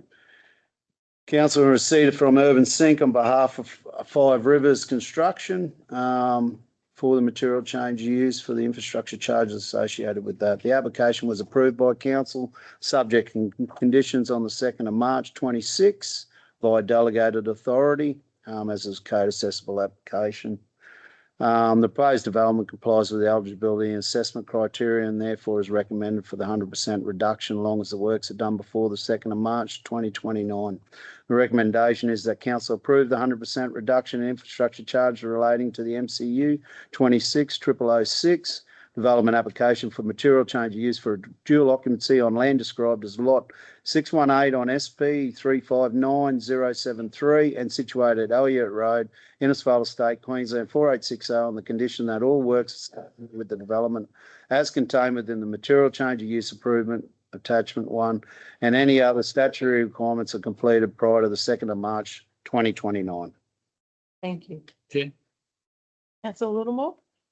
Chair, I'd like to move an amended motion that council approve a 25% reduction in the infrastructure charges and as per the rest of the recommendation. Thank you. Chair, is it just possible to get a reason just to put with that motion? Yeah, the reasoning being that this applicant has been in receipt of the benefit of the policy a number of times in the past. Thank you. Thank you. Councillor Jessup, the second that. All those in favour? Thank you, carried. This is this shows us all these applications before us today is showing us that people are interested in the Cassowary Coast. We are excuse me, having a very it's having a very positive effect, and I don't think by the reduction in the infrastructure charges that we will see a decline. People are looking for blocks of land and are looking to carve things up into the more manageable parcels. So thank you for all the work that you guys are doing, and I know you're very busy, and we do appreciate that. Oh, Thank you. thank you, Madam Mayor. Councillor Littlemore? Thank you, Chair. Chair, I thank the councillors for their robust debate today, and I look forward to when our infrastructure charges policy is reviewed. But I think that we can confidently say today that there's a change in the mindset of this council, and it's to be applauded. The money's there to be made through subdivision if people choose to go down that path. But we, as custodians of the region, need to ensure that money's put aside for the future. And so I commend the councillors on their decisions today. And I guess that we're, you know, with all of these coming to light, you know, those buckets of that infrastructure money can then go towards improvements like footpaths and, you know, to complement the walking network plan, which we were dealing with earlier today. So, you know, the benefits do flow on for everybody. That's right, because through the chair, we are creating potentially more people to come. So therefore we need to facilitate it to be better when they do come, with, like you say, with footpaths and things like that. So, And Chair, when playground equipment yes. reaches its use by date, it needs replacement. Those Yep. sorts of things. That's where Yep. this money will be used. Yep. All right, good. Councillor McLeod, We move on to 7.8. Oh, 7.7, I've jumped the gun. Holy, look at me go. Don't do that. It's all right. Through the chair, Fish are biting. renewable energy community benefits policy. So council, as we know, there's been a change in the regulation in Queensland in December. Therefore, requiring battery energy community benefits to be dealt with outside of council and dealt with by the state. However, we need to deal with it in-house with appropriate policy fees and charges and agreements moving forward. So, council, the purpose of the report is to present and propose the renewable energy community benefits policy to council and seek formal adoption. The policy establishes a framework to ensure that communities across the Cassowary Coast region receive fair, transparent and meaningful benefits from the large-scale renewable energy generation and storage developments to share benefits with the Cassowary Coast region consistent with the Council's strategic objectives and principles. The policy sets out expectations and requirements for negotiating and establishing a community benefit agreement, a CBA, to deliver a demonstrated public benefit for the community. The background is it's well positioned to contribute to Queensland. So the Cassowary Coast region is well positioned to contribute to Queensland's renewable energy transition due to its natural resources, available land and proximity to existing transmission infrastructure, which we understand with Powerlink and so forth got relocated down into this area after Cyclone Yasi. Increasing interest in renewable energy developments, including solar farms, battery storage and emerging clean energy technologies, has highlighted the need for a consistent approach to ensuring local communities benefit from these projects.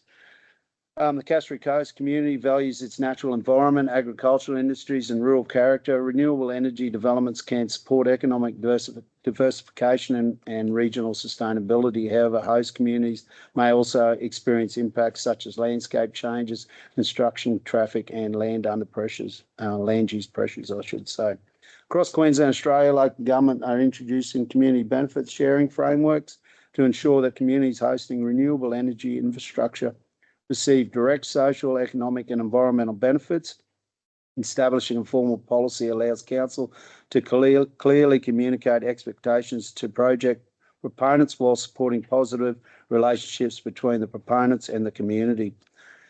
The Renewable Energy Community Benefits Policy provides guidance to renewable energy developers and outlines council's expectations, I should say, for benefit sharing arrangements associated with projects in the Kessery Coast region. I've been talking too much today. That's contagious, mate. It's going around. Mate, I'm on. So the recommendation, council, and hopefully everyone's fully aware of the policy. I can go through it if you need be.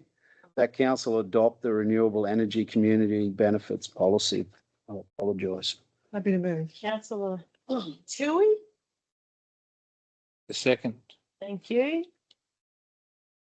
Any further discussion? Well, just with that comment, if I may, look, I know this is a legislative piece that is coming forward, but what is encouraging is that the proponents of these sorts of projects are supportive of this system as well and still coming forward. And I think it's a great benefit to especially smaller communities where, you know, that these sorts of policies and the inclusion and the work coming from the proponents is only going to benefit small communities that can struggle in this space. So very well done. Great work. Thank you. Through the chair, just regarding communication with community, will that be up to the proponent, or would they work together with council so that the community groups are aware of this potential benefit? Through the chair, we'll work together with the group, with RWE, and council will go through its process when it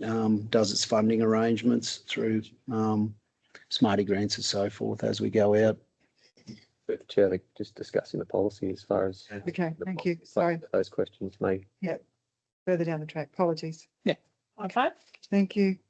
vote for the policy. Thank you. Now we move on to fees and charges. Like some water, Mr. Ward. Let me introduce Chair for a minute.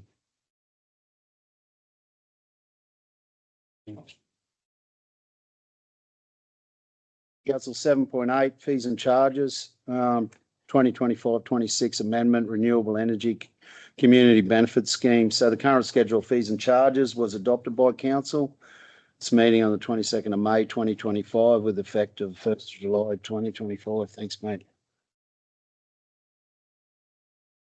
Council officers identified fees and charges to be added and or amended to this schedule. The details of the changes to the individual fees and charges are captured within this report. The Planning and Development Department proposes to introduce an additional fee to recover council expenses in the preparation, review, execution of a community benefit agreement for renewable energy projects. Council officers will be required to participate in consultation, engagement, review, evaluation of social impact assessments and negotiations, mediations. You could end up in mediation if you can't get a result through negotiations of the community benefit agreement. Therefore, the fee is taken to deal with these aspects. So the recommendation, council, is that council approves the addition of the new fee for preparation, review and execution of the community benefit agreements for renewable energy projects to the adopted fees and charges schedule for the rest of the financial year of 2025 and 26, as outlined in the table below, and authorise the Chief Executive Officer or delegate to update and publish the amended fees and charges schedule effective from the 23rd of April 2026 in accordance with Section 97 of the Local Government Act 2009 and other relevant legislation. As we can see, the initial sort of pre-lodgement meeting to sit down and discuss what the project's about and what that social impact assessment looks like and how the process works forward is $600 there, and then the fee is determined by the director because you might get different scale fee, proposals. So it might be just battery, might be solar farm, might be something with sugar mills or outside of that. So council, yeah. So the recommendation's there. I'm happy to answer any further questions. Happy to move. Moved by councillor Baines, A second. by councillor Pervin. Those in favour? Carried, thank you. Should we know council? We just note that councillor Littlemore's Oh, absent. councillor Littlemore's out of the room. We have to go check with him when he comes back. Still got a form. Carried. Continue on. Council, last report from planning, planning and development today. We don't want to do another one. 9. Go this morning. You did double. Main one. So since we've done the policy and the fees and charges, this is the community benefit agreement for the Tully Battery Energy Storage System, the BESS, between Cassary Coast Regional Council and RWE Tully Battery Proprietary Limited. It's to seek council resolution to enter into the community benefit agreement with RWE Tully Battery Proprietary Limited in relation to the proposed Tully BESS. So the background is the development of large-scale battery energy storage system near Tully, out near Tully Gorge, near the area out there, to supply regional power reliability and transition to renewable energy. As part of the commitment to local engagement and positive social outcomes, RWE has proposed a community benefit agreement with Cassary Coast Regional Council. Proposed CBA outlines financial and in-kind contributions from RWE to fund community projects, local capacity building and environmental and educational initiatives that align with council's community plan and sustainability objectives. Council officer reviewed the draft agreement and confirmed that the CBA aims to provide direct financial and programmatic benefits to the Tully and surrounding communities, support council goals in environmental sustainability, economic development and community resilience, formalise transparent governance arrangements between council and RWE Tully Battery Proprietary Limited. The agreement has been reviewed by council's legal advisors to ensure compliance with the relevant legislation and council's policy. The CBA is consistent with the principles of the community outcomes and corporate social responsibilities. Council, the recommendation, and I can go through this agreement if you wish, but it's confidential at the moment. But the recommendation is the council resolves to enter in the community benefit agreement with RWE Tully Battery Proprietary Limited for the Tully Battery Energy Storage System project. Authorise the Chief Executive Officer, CEO, to finalise and execute the agreement on behalf of the Cassary Coast Regional Council and ensure ongoing reporting to council on allocations and outcomes of the community benefit funds established under the agreement. Happy to answer any questions. Happy to move. A second. Seconded by councillor Chewy. Those in favour? Carried, thank you. Thank you very much, Mr. Horton. We learn something new every day, don't we? Thanks, Madam Mayor. We do general business and then go. You want to go do a break before general business? Do general business. Get general business out of the way. Yeah, right first. All right. I've got a bit, so patience, please. Sorry. The CEO, thank you, guys. Thanks. It was a big Yeah, well done. on my favour this morning. Target 10. Thank you for coming. That one. Thank you. Thanks, pal. Thank you. Well done. All right, thank you, boss. Thank you. See you. Talk soon. Thank you. Do you want me Okay, general business. So cancel. I'll try to be as brief and concise as I can. So, Mr. CEO, we've had various discussions amongst councillors and within community. Could you just briefly explain the actual role of your local councillor and where our actual duties are, please? Through the chair, how long have you got? I was going to say, brief answers. Briefly, look, Should have went. typically a councillor's job is to represent the community, make decisions in the public interest, set the direction for council and hold the organisation accountable, but not to directly manage staff or direct staff. Can you repeat that again, that last? Not to direct staff or run the operations, to be there and set that strategic direction, make decisions on the budget, plans, policies, local laws, like I've come to council today, represent community views on council decision making. So we saw people today and those views represented through yourselves in the decision making, scrutinise reports and recommendations that come to council. Like I said, hold the organisation accountable for performance, whether that be around the achievements in our operational plan or financial performance, and to communicate with community on council matters. So if a community member has an operational issue, a pothole or grass that hasn't been mowed, the quickest way to resolve that is to go direct to council through a customer request, which is then allocated to the relevant officer that can action that. If you go to your councillor with a pothole, they will have to put in a request. That request still goes through the same process. And whilst we make sure that we monitor and report on councillor customer requests, we don't prioritise those over community. If we get a request, we prioritise it based on risk, and they'll be allocated out based on risk. Thank you. Yeah, and that leads to my second one, is the reporting of a customer request. And I think people have gotten better. I've been sending out the link to everybody in my contact list and reminding them of the 1300 763 903 number. Because if you tell me it's going to be secondhand information by the time I put it into the system. So please use all the devices and technology that we have, or pop to customer service, ring up and report, because it just makes things much more efficient and flow much better for the benefit of the customer. By telling me, it just becomes second and third hand information. So I appreciate that. So through the chair, if community members can, through their phone, yes, access and report through our website. You can ping, so we know exactly where it is, and you can take a photo. And if the teams have got a photo and they've got the location, they can prioritise that and go to deal with it, rather than having to make a trip out to try and find the issue first and then try and assess the issue. So yeah, the more information we can get, that's the link I've been sending out to all my contacts in my phone. So is Mr. Chugg in the room, please? Yes, he is. So going back to the thing about councillors. Yes. Councillors aren't on call 24/7. We are not people to ring in case of emergency. If you've got an emergency, ring the emergency services. You need ambulance, fire or police. We don't do those services. That's not what we do. We are the strategic side of council, and we look after the big picture stuff. So again, I reiterate that don't go and knock on your councillor's door on a Sunday night. That's not appropriate.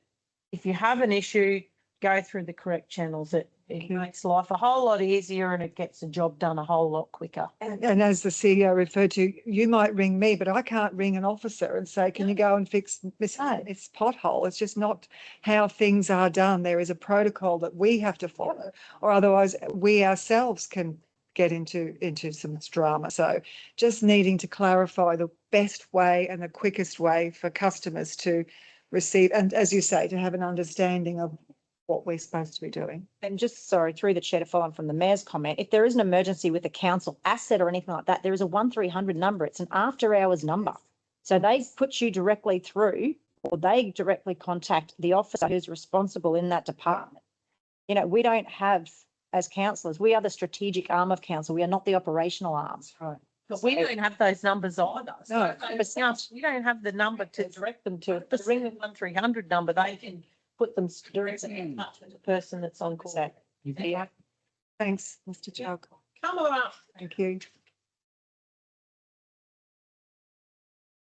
Just Mr. Chugg, I just wondering if you could provide community and councillors with an update on the landslips, particularly the one Alexander Drive. The lights are out. That caused a bit of tension with community. Most people, I have to say, were grateful that the light, that they're able to access that road, but it wasn't the fault of council that the lights were broken. And do we see anything moving forward with that area in particular? Thank you. Yeah, thanks. I can give an update. So those sort of temporary traffic light arrangements can be problematic to maintain and operate. So we acknowledge that it's frustrating when they do go down, and we've tried to be there to correct that and get them back working when they have malfunctioned. So to recap a little bit on that particular slip there, that main Alexander Drive slip. So it was in December. It was 30th of December that we had that landslip. two parts of our response to that. One is the emergency response in terms of make safe work over those weeks following that, clearing the road and getting that that one-way access in place. The other part was quickly taking action to get a concept design and get funding submissions into the QRA. So we've done very well early this year to get that funding approved. We have the funding approved for the Reaper works, the restoration of essential public assets, the work to stabilise that slope. And we've been progressing the design work, the detailed design work, to be able to do that. So in the coming weeks, we'll see that design come to a close, and then we'll use our preferred supplier arrangement, our panel that we have of contractors ready to price that work. So our target remains this dry season to get that work done. And in the short term, we are underway with engineering reviews to look at, as hopefully the wet season wraps up, what can we do there to remove those traffic lights, at least for that period until the construction work would start. Then it would depend on the methodology of how the contractor would need to set the site up.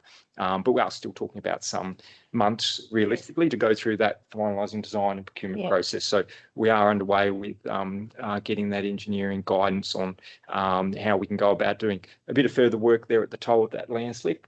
To hopefully get some two-way access, albeit at a slower speed and with some increased monitoring of the slope, whilst we have that in place. Perfect. That's what I wanted to hear. Thank you. That's all for Mr. Chugg. I've got Mr. McNamara next, if I may, unless anybody else has got anything for Mr. Chest. No. Thank you. Mr. McNamara. Sorry, I'm just following up on stuff that I have. I'm nearly done. Promise you. Shush. You've been talking all council I thought of meeting. something funny. Councillor, what's your name? Brian. McBain? Brian. Right. Mr. McNamara, just an update, if you don't mind, on, I've had various people reach out to me about the walking tracks, Kennedy Walking Track, Cutton Brothers, and Bicton Hill, which I know sits out of our realm, but if you could just give a rundown on where we might be with works upgrades. Thank you. Opening. Thank you, Councillor Trudy, for the questions. For you, Chair. The Curramine Stage 1, the contract has been appointed. There's been about 35% of the work done so far. Work is slowed because of the weather, because of the delays due to wet weather. Cutton Brothers, the contractor, has been appointed and works will commence on this Monday. Oh, yay. Which is great. Great. And the delays, again, have been due to weather. Kennedy Walking Track, the contractor has been appointed and works to commence on Monday as well. Okay. Which is really good. And Bicton Hill is actually a QPWS asset.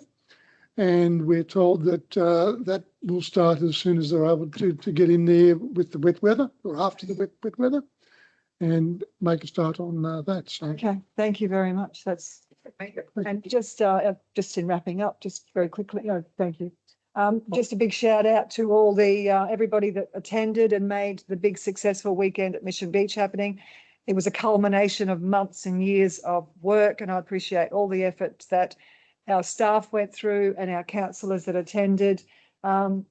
Yes, it was the weather gods were even on our side, so it was amazing to see. So I thank everybody who worked staff members that are no longer with us, councillors that are no longer with us. It's been an ongoing work, and I think it all went very well and everybody's loving the area.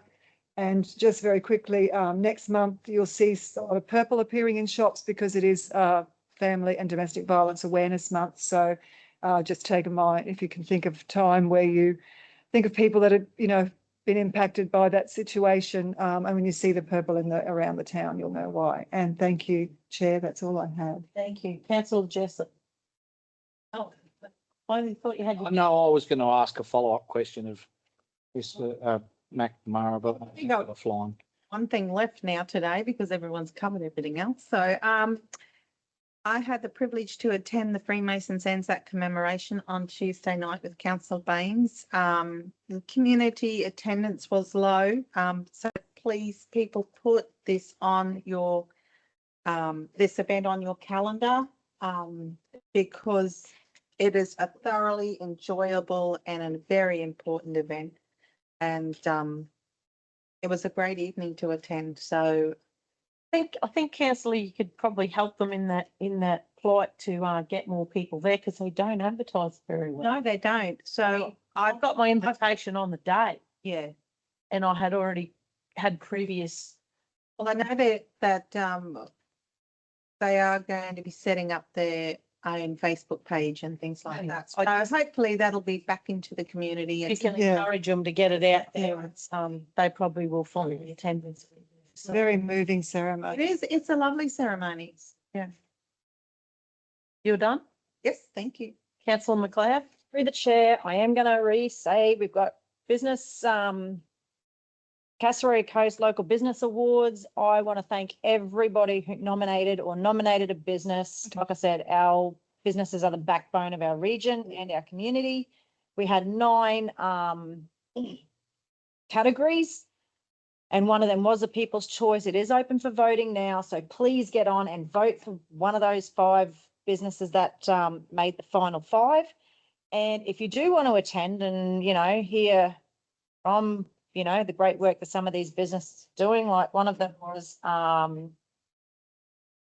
innovation and technology excellence, one of the categories. So it'd be interesting to see what those businesses who are nominated or won, what they're doing in our region. You can get your tickets to attend the event on the 15th of May. Tickets are available at Eventbrite. So yeah, please support local businesses and yeah, congratulations to all the nominees. And it'd be very interesting to see who's going to win on the day. Or actually see who nominated, actually. Be interesting. So been privy to any of that yet. So yeah. Councillor Baines. Anzac Day, Saturday, of course. Thank you for that piece. That was very nice. Yeah. Mayor Hughes had written. That was a lovely piece to start this morning. There'll be events happening in Cardwell, Tully, Mission Beach, Innisfail, Carramine. Yep, there's events going on all over the place. Please, if you can get along, it would be wonderful for you to do that. But even if you can't, just take a bit of time on Anzac Day. Just take a minute and think about not just the people who have been killed or injured in wars. Think about everyone who's pulled on a uniform in service of our country. And has a uniform on now. Yeah, still pulled one on. So I agree. So please be mindful of it. Think about what's going on, and it's not a celebration of war. It's celebrating what our wonderful Defence Force members and our community do to help and support each other. So please be a part of it. Thank you. That's me. Horses too. Just horses. Any further? I've got a couple here. Been brought to my attention about the unruly behaviours that are starting to rear their ugly heads at Warina Lake. So, just wondering if there's any levers we can pull in having those gates locked again at the same times that we do our toilet procedures up there. I just thought that I'd bring that to the table.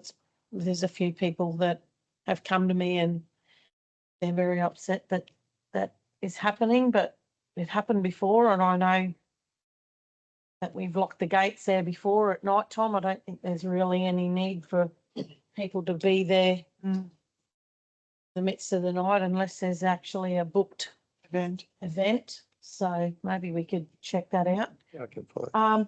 I've got a very nice thank you here from Tully State High School in relation to council and the team. The wonderful work that's been done on the new covered walkway out there, which was part of, can't think of what the funding was for that. What was it? Yes, the TIDS funding. So yeah, they've said a very big thank you to councillors alike and the team, and yeah, they're very thankful that that's happened.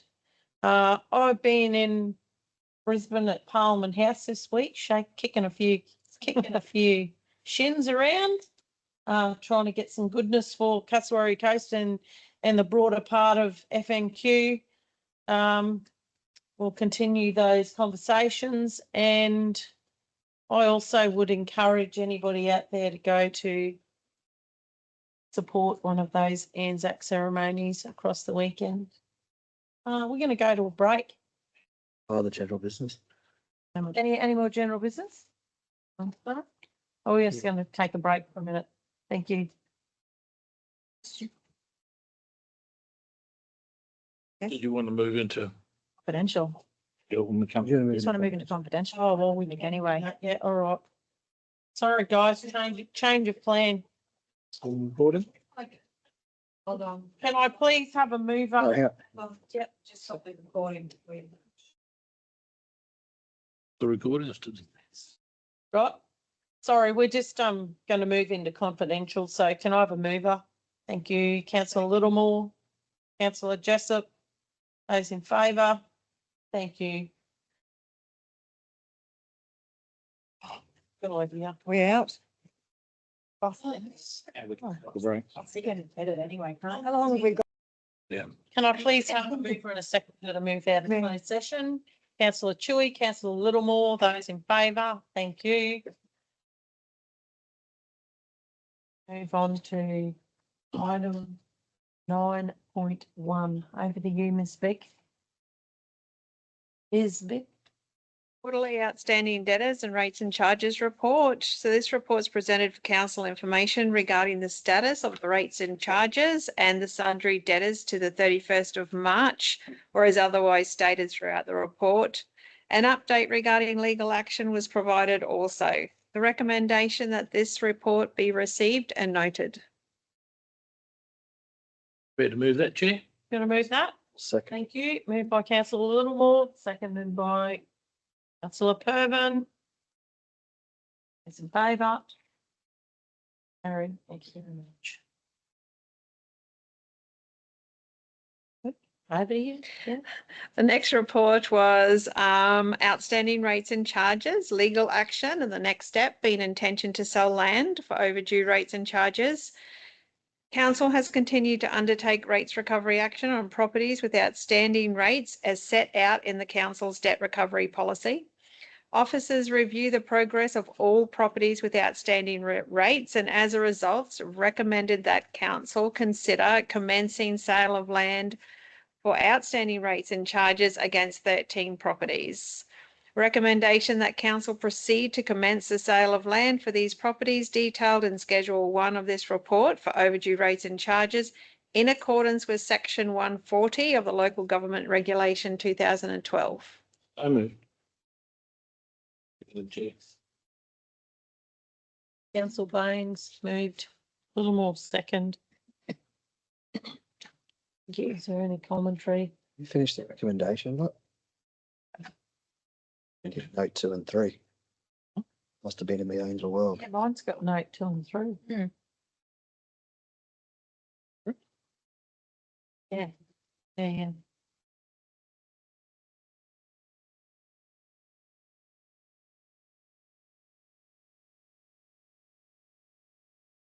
Sorry, that recommendation number 2, note that various communication and reminders with the 13 property owners to pay their outstanding rates and charges, and more recently in January 2026. And note that once the intention to sell notices are sent to the property owners, a further 3 months will be provided to pay the outstanding rates and charges. Thank you. Perfect. So that's where my question was, that they do have a further 3 months to get them off the list. So yeah. Not happening tonight. Sorry. And just Go. mention. Thank you. I've got an old one. The last one. Don't want to vote again. We're right. No, We haven't voted I yet. think we can just take those. You happy We to? didn't vote yet. Late when he moved. No, we didn't vote. We moved I'm on. happy. I don't need to change my seconding. Okay, right. Okay. So we're going to vote. Aaron, thank you. Oh, Thank you. Thank you, Ms. Vic. 9.3 community housing divestment. Mr. Valente. Thank you, Chair.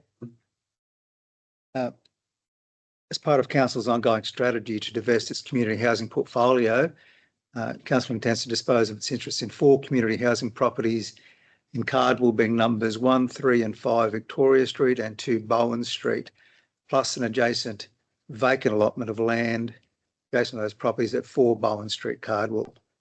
This report is required for 2 reasons. Firstly, it's required under a prior resolution in relation to the sale of 3 Victoria Street, which is required under Council's resolution dated 27 March 2025, in which Council resolved that in respect of identified community housing freehold properties which are not subject to funding agreements with DOH, authorise the Chief Executive Officer to investigate the possible sale or development of unfunded freehold properties either to DOH or a registered housing provider or private investor, having regard to the impacts on the existing community housing tenants.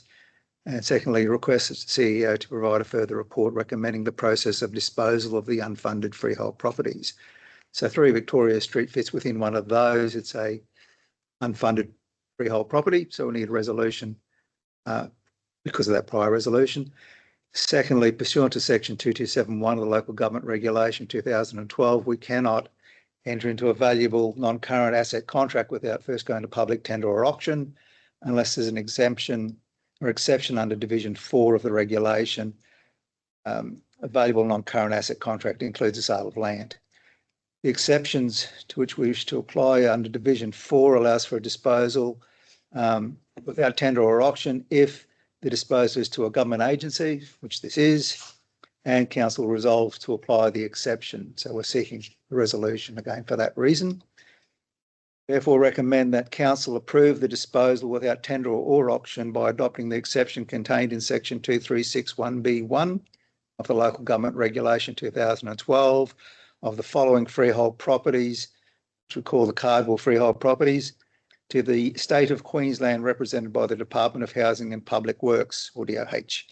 Those properties are 3 Victoria Street, Cardwell, described as Lot 8 on Crown Plan C 10432, 2 Bowen Street, Cardwell, described as Lot 220 on Crown Plan C 1041, 4 Bowen Street, Cardwell, described as Lot 221 on Crown Plan C 1041. Secondly, authorise the Chief Executive Officer to negotiate and execute contracts for the sale of those Cardwell freehold properties to DOH at a purchase price determined by an independent registered valuer and otherwise on terms as the CEO reasonably determines, and do all things reasonably necessary to settle those contracts. And thirdly, following settlement of the sale of the Cardwell freehold properties to DOH, authorise the CEO to do all things necessary for Council to resign as trustee of the 2 reserve properties in that parcel, which are 1 Victoria Street, Cardwell, described as Lot 9 on Crown Plan C 10432, and 5 Victoria Street, Cardwell, described as Lot 7 on Crown Plan C 10432. Do you answer any questions on that? Right. Moved by Councillor Chewy, seconded by Councillor Littlemore. Comments? The vote. Carried, thank you. Thank you.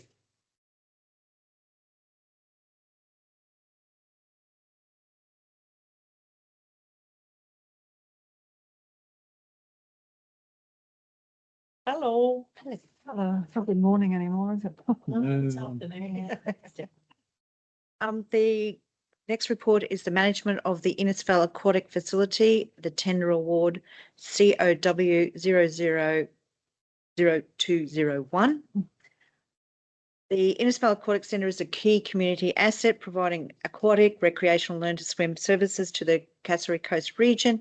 Current management arrangement is due to expire, necessitating the procurement of a new operator to ensure continuity of service delivery.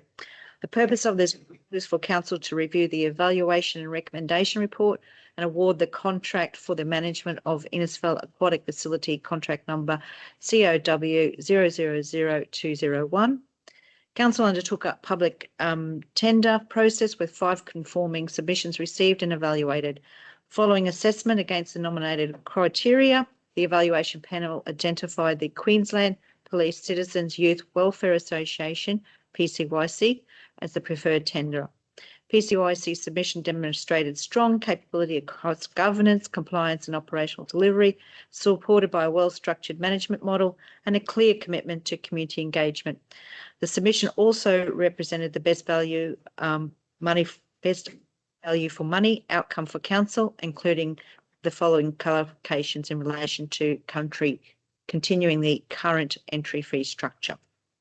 Approval of this report will enable the appointment of a new facility operator from 1 July 2026, ensuring the continuity and delivery of a safe, compliant and community-focused aquatic services. Recommendation is that council award contract COW 0000201, management of the Innisfail Aquatic Facility, to the Queensland Police Citizens Youth Welfare Association for a 3-year term with a potential 1-year option period, and in accordance with the Local Government Act 2009, delegate authority to the Chief Executive Officer to enter into the contract, negotiate, finalise and execute any and all matters associated with or in relation to the contract, subject to Council's procurement policies and practices. Thank you. Thank you, Councillor. Thank you. Sorry, through the chair. Happy to move the recommendation and think of your last name. Could you possibly talk about the timeline? We see that this date will be from the 1st of July, but obviously, thank you, Ms. Hudson. Sorry, it's been a big day. Obviously, we need time for the existing operators to finalise what they need to do, and if there's any work that needs to be done for the new operators to come in. So we have the current operators going through their period of extension through to the end of July, but we also have these new operators starting on the 1st of July so that we can have a handover period. So we shut the Innisfail Aquatic Facility from the 1st of June through to the 1st of August inclusive. Okay. So this will allow a really suitable time for that handover period for two things to move out and also to do some of that education and for the mobilisation of the PCYC so they can get staff on board and do all that onboarding as well. And maintenance would be included? Maintenance will be included in that period of time as well. Thank you. And seconded by Councillor McLeod, and I guess people will just have to be patient during the changeover process and the maintenance process because it is stuff that has to be done, and unfortunately it will be closed for that period. Those in favour? Thank you. 1.5. Furthering our community housing divestment. This is in relation to our freehold funded properties, the outcome of the expression of interest process. So in council resolved 27th of March 2025, local government resolution 2025/048 to divest its community housing portfolio. A part of this resolution, council resolved that the Chief Executive Officer bring back a report to council, consider the applications received through the expression of interest process. This is the report that brings those back. So the approach to council's divestment depended on it was phased and depended on a number of land tenure and existing funding arrangements with the Department of Housing and Public Works, Department of Housing. Phase 1, conducted through an expression of interest process, includes the 10 freehold properties with funding arrangements. The EOI process commenced with stage 1 in October 31, on the 31st of October, with stage 2 closing on the 9th of February 2026. This report outlines the steps of the EOI process, the applications received, the evaluation, outcomes, and the recommendation of the preferred community housing service provider, being Regional Housing Limited, to be transferred the identified funded freehold properties with DHH's approval.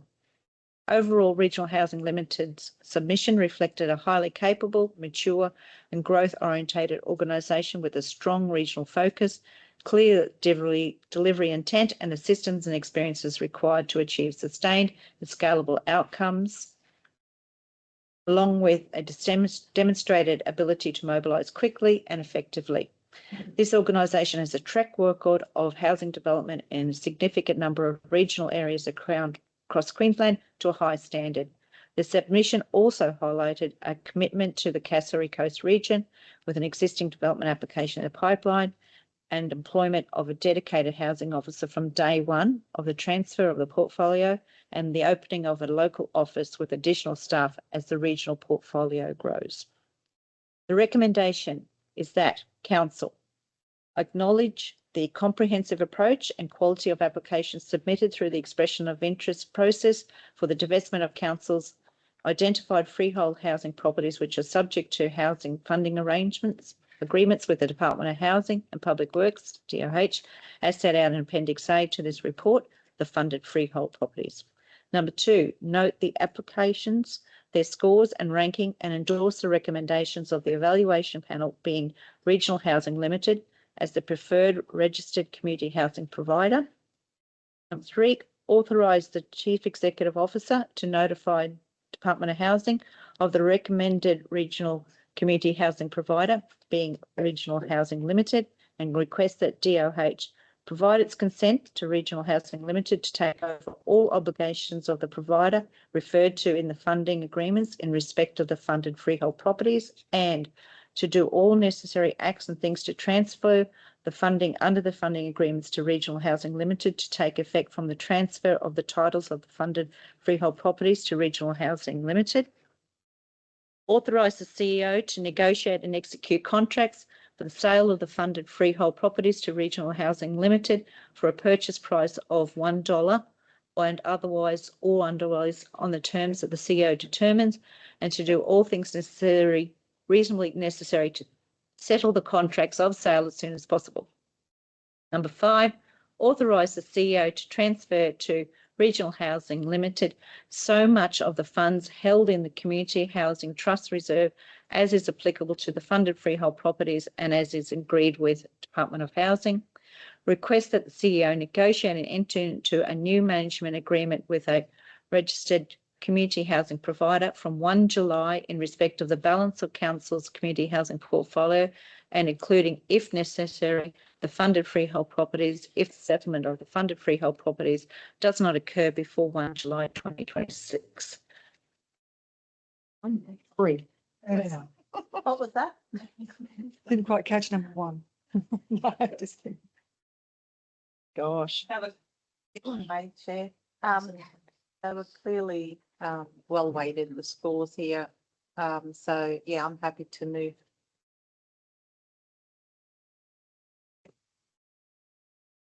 Seconded by councillor Chewy. Any further discussion or comments? Going through the top 3, 4 were very, very good applications. Looking at the report, Ms. Hodson, that's correct? That's correct. There was quite a dispersed range of scores, but certainly there was a couple in those very top range that. What's a tier 1? A tier 1 is that the national. I know myself, but just so yeah, the public know. Yeah. It's basically a highly functioning and operational organisation. They have a lot of governance structure. They have a lot of often financial backing behind them, and they seem to be able to access grants more. So they have a very well structured strategic plan, governance, policies in place, and they are assessed against the national housing provider criteria. Is it tier 1, tier 2, tier 3? Is it tier 1, tier 2, tier 3? Okay. Through the chair, and just following that, we don't rank them. No, we do. They're not putting their tiers on. No, we do not rank them. So the assessment was undertaken on the applications, not on whether they were a ranking or a tier. They had to be tiered. They had to be a registered provider to make application. So they had to meet that governance. But it didn't stop anyone, those to ring. And the tiers were not a criteria. The evaluation criteria was. It was actually interesting to see so many. Yes. It was also the quality of those applications, particularly in there, and the evaluation panel had their job cut out for them very much. Bet So they did. I bet they did. Doesn't come lightly, does it? Okay, we've got a mover and a seconder. Those in favour? Harry, thank you very much. By Councillor Baines. No. Oh, you're a no. Sorry. A no from councillor Baines. Thank you.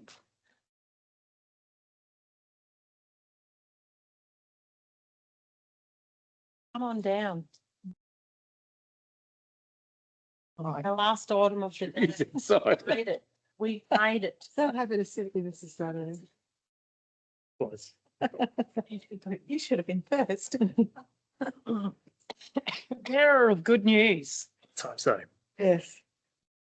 So the purpose of this report is for council to consider submitted tenders for construction works to be delivered under the Tropical Cyclone Jasper Disaster Recovery Funding Arrangements Betterment Program. So in addition to the REAPER program, the DRFA Betterment Program provides funding to enhance the resilience of infrastructure, reducing the impact of future disaster events. Council has been allocated a little over circa 2.2 million in betterment funding, which is proposed to be applied to targeted road upgrades that improve long-term network performance. Council invited quotations in accordance with Section 233 of the Local Government Regulations 2012 under the Preferred Supplier Arrangement COW 000172 Road Reconstruction and Remediation Works Panel. Scope of works includes the sealing of approximately 3.6 kilometres of currently unsealed council roads across sections of 3 roads, representing a strategic resilience improvement by reducing susceptibility to weather-related damage and ongoing maintenance requirements. The request for quotation closed on the 11th of March 2026 with 6 submissions received from a mix of local and regional contractors. Respondents were invited to tender for the works as separable portions across the 3 roads, with all tenderers electing to submit conforming bids for each portion. Post-tender negotiations have been undertaken with preferred suppliers, including the agreement of a standardised fuel rise and fall mechanism to address diesel price volatility. The submitted pricing indicates that proposed works can be delivered within the allocated betterment funding envelope. This procurement process has resulted in competitive submissions and provides council with an opportunity to deliver targeted resilience outcomes in a cost-effective and transparent manner. The recommendation is that council, 1, award the betterment unsealed to sealed road project separable portions as follows. A, Scougall Road to Stratos Civil Proprietary Limited for a lump sum price of $950,842.37. And B, Granadilla and Jubilee Roads to MJC Civil Proprietary Limited for the lump sum prices of $335,473.30 and $279,363.50 respectively. At Council 2, in accordance with the Local Government Act 2009, delegate authority to the Chief Executive Officer to negotiate, finalise and execute any and all matters associated with or in relation to these contracts, subject to Council's normal procurement policies and practices. And 3, thank the state and federal governments for the funding provided to this project. Thank you. This is very exciting. I've been waiting a long time to see this happen. How soon after this decision is made today will we see bitumen hit the road? You think? Through the chair, weather permitting, if this gets up today, I'd like to make phone calls this afternoon to the successful bidders. Right. Yeah, and then it's up to them due to weather to start. Weather formation, there's some gravel works to be done, and then the actual bitumen after that. So it's fine. Hopefully, within the next couple of months, we'll be done. Okay, sure. Happy to move. Happy to move. Councillor Bain's moving. Just a question. I think you mentioned that the completion date has been we've had an extension, which pushes out to when? Sorry, 20. End of June 27. Okay. And further too, we haven't expended all the funding yet as yet, have we? Correct. Thank you. So that means we a little bit more. Not saying anything else. Work we may be able to do. Absolutely. Next year's budget. We've got to move on. Wait a second. Second. Those in favour? Thank you. That brings us to the close of the meeting. Make sure you attend one of your Anzac Day ceremonies and have a good weekend. See you later. Thank you. Enjoy your holiday, man.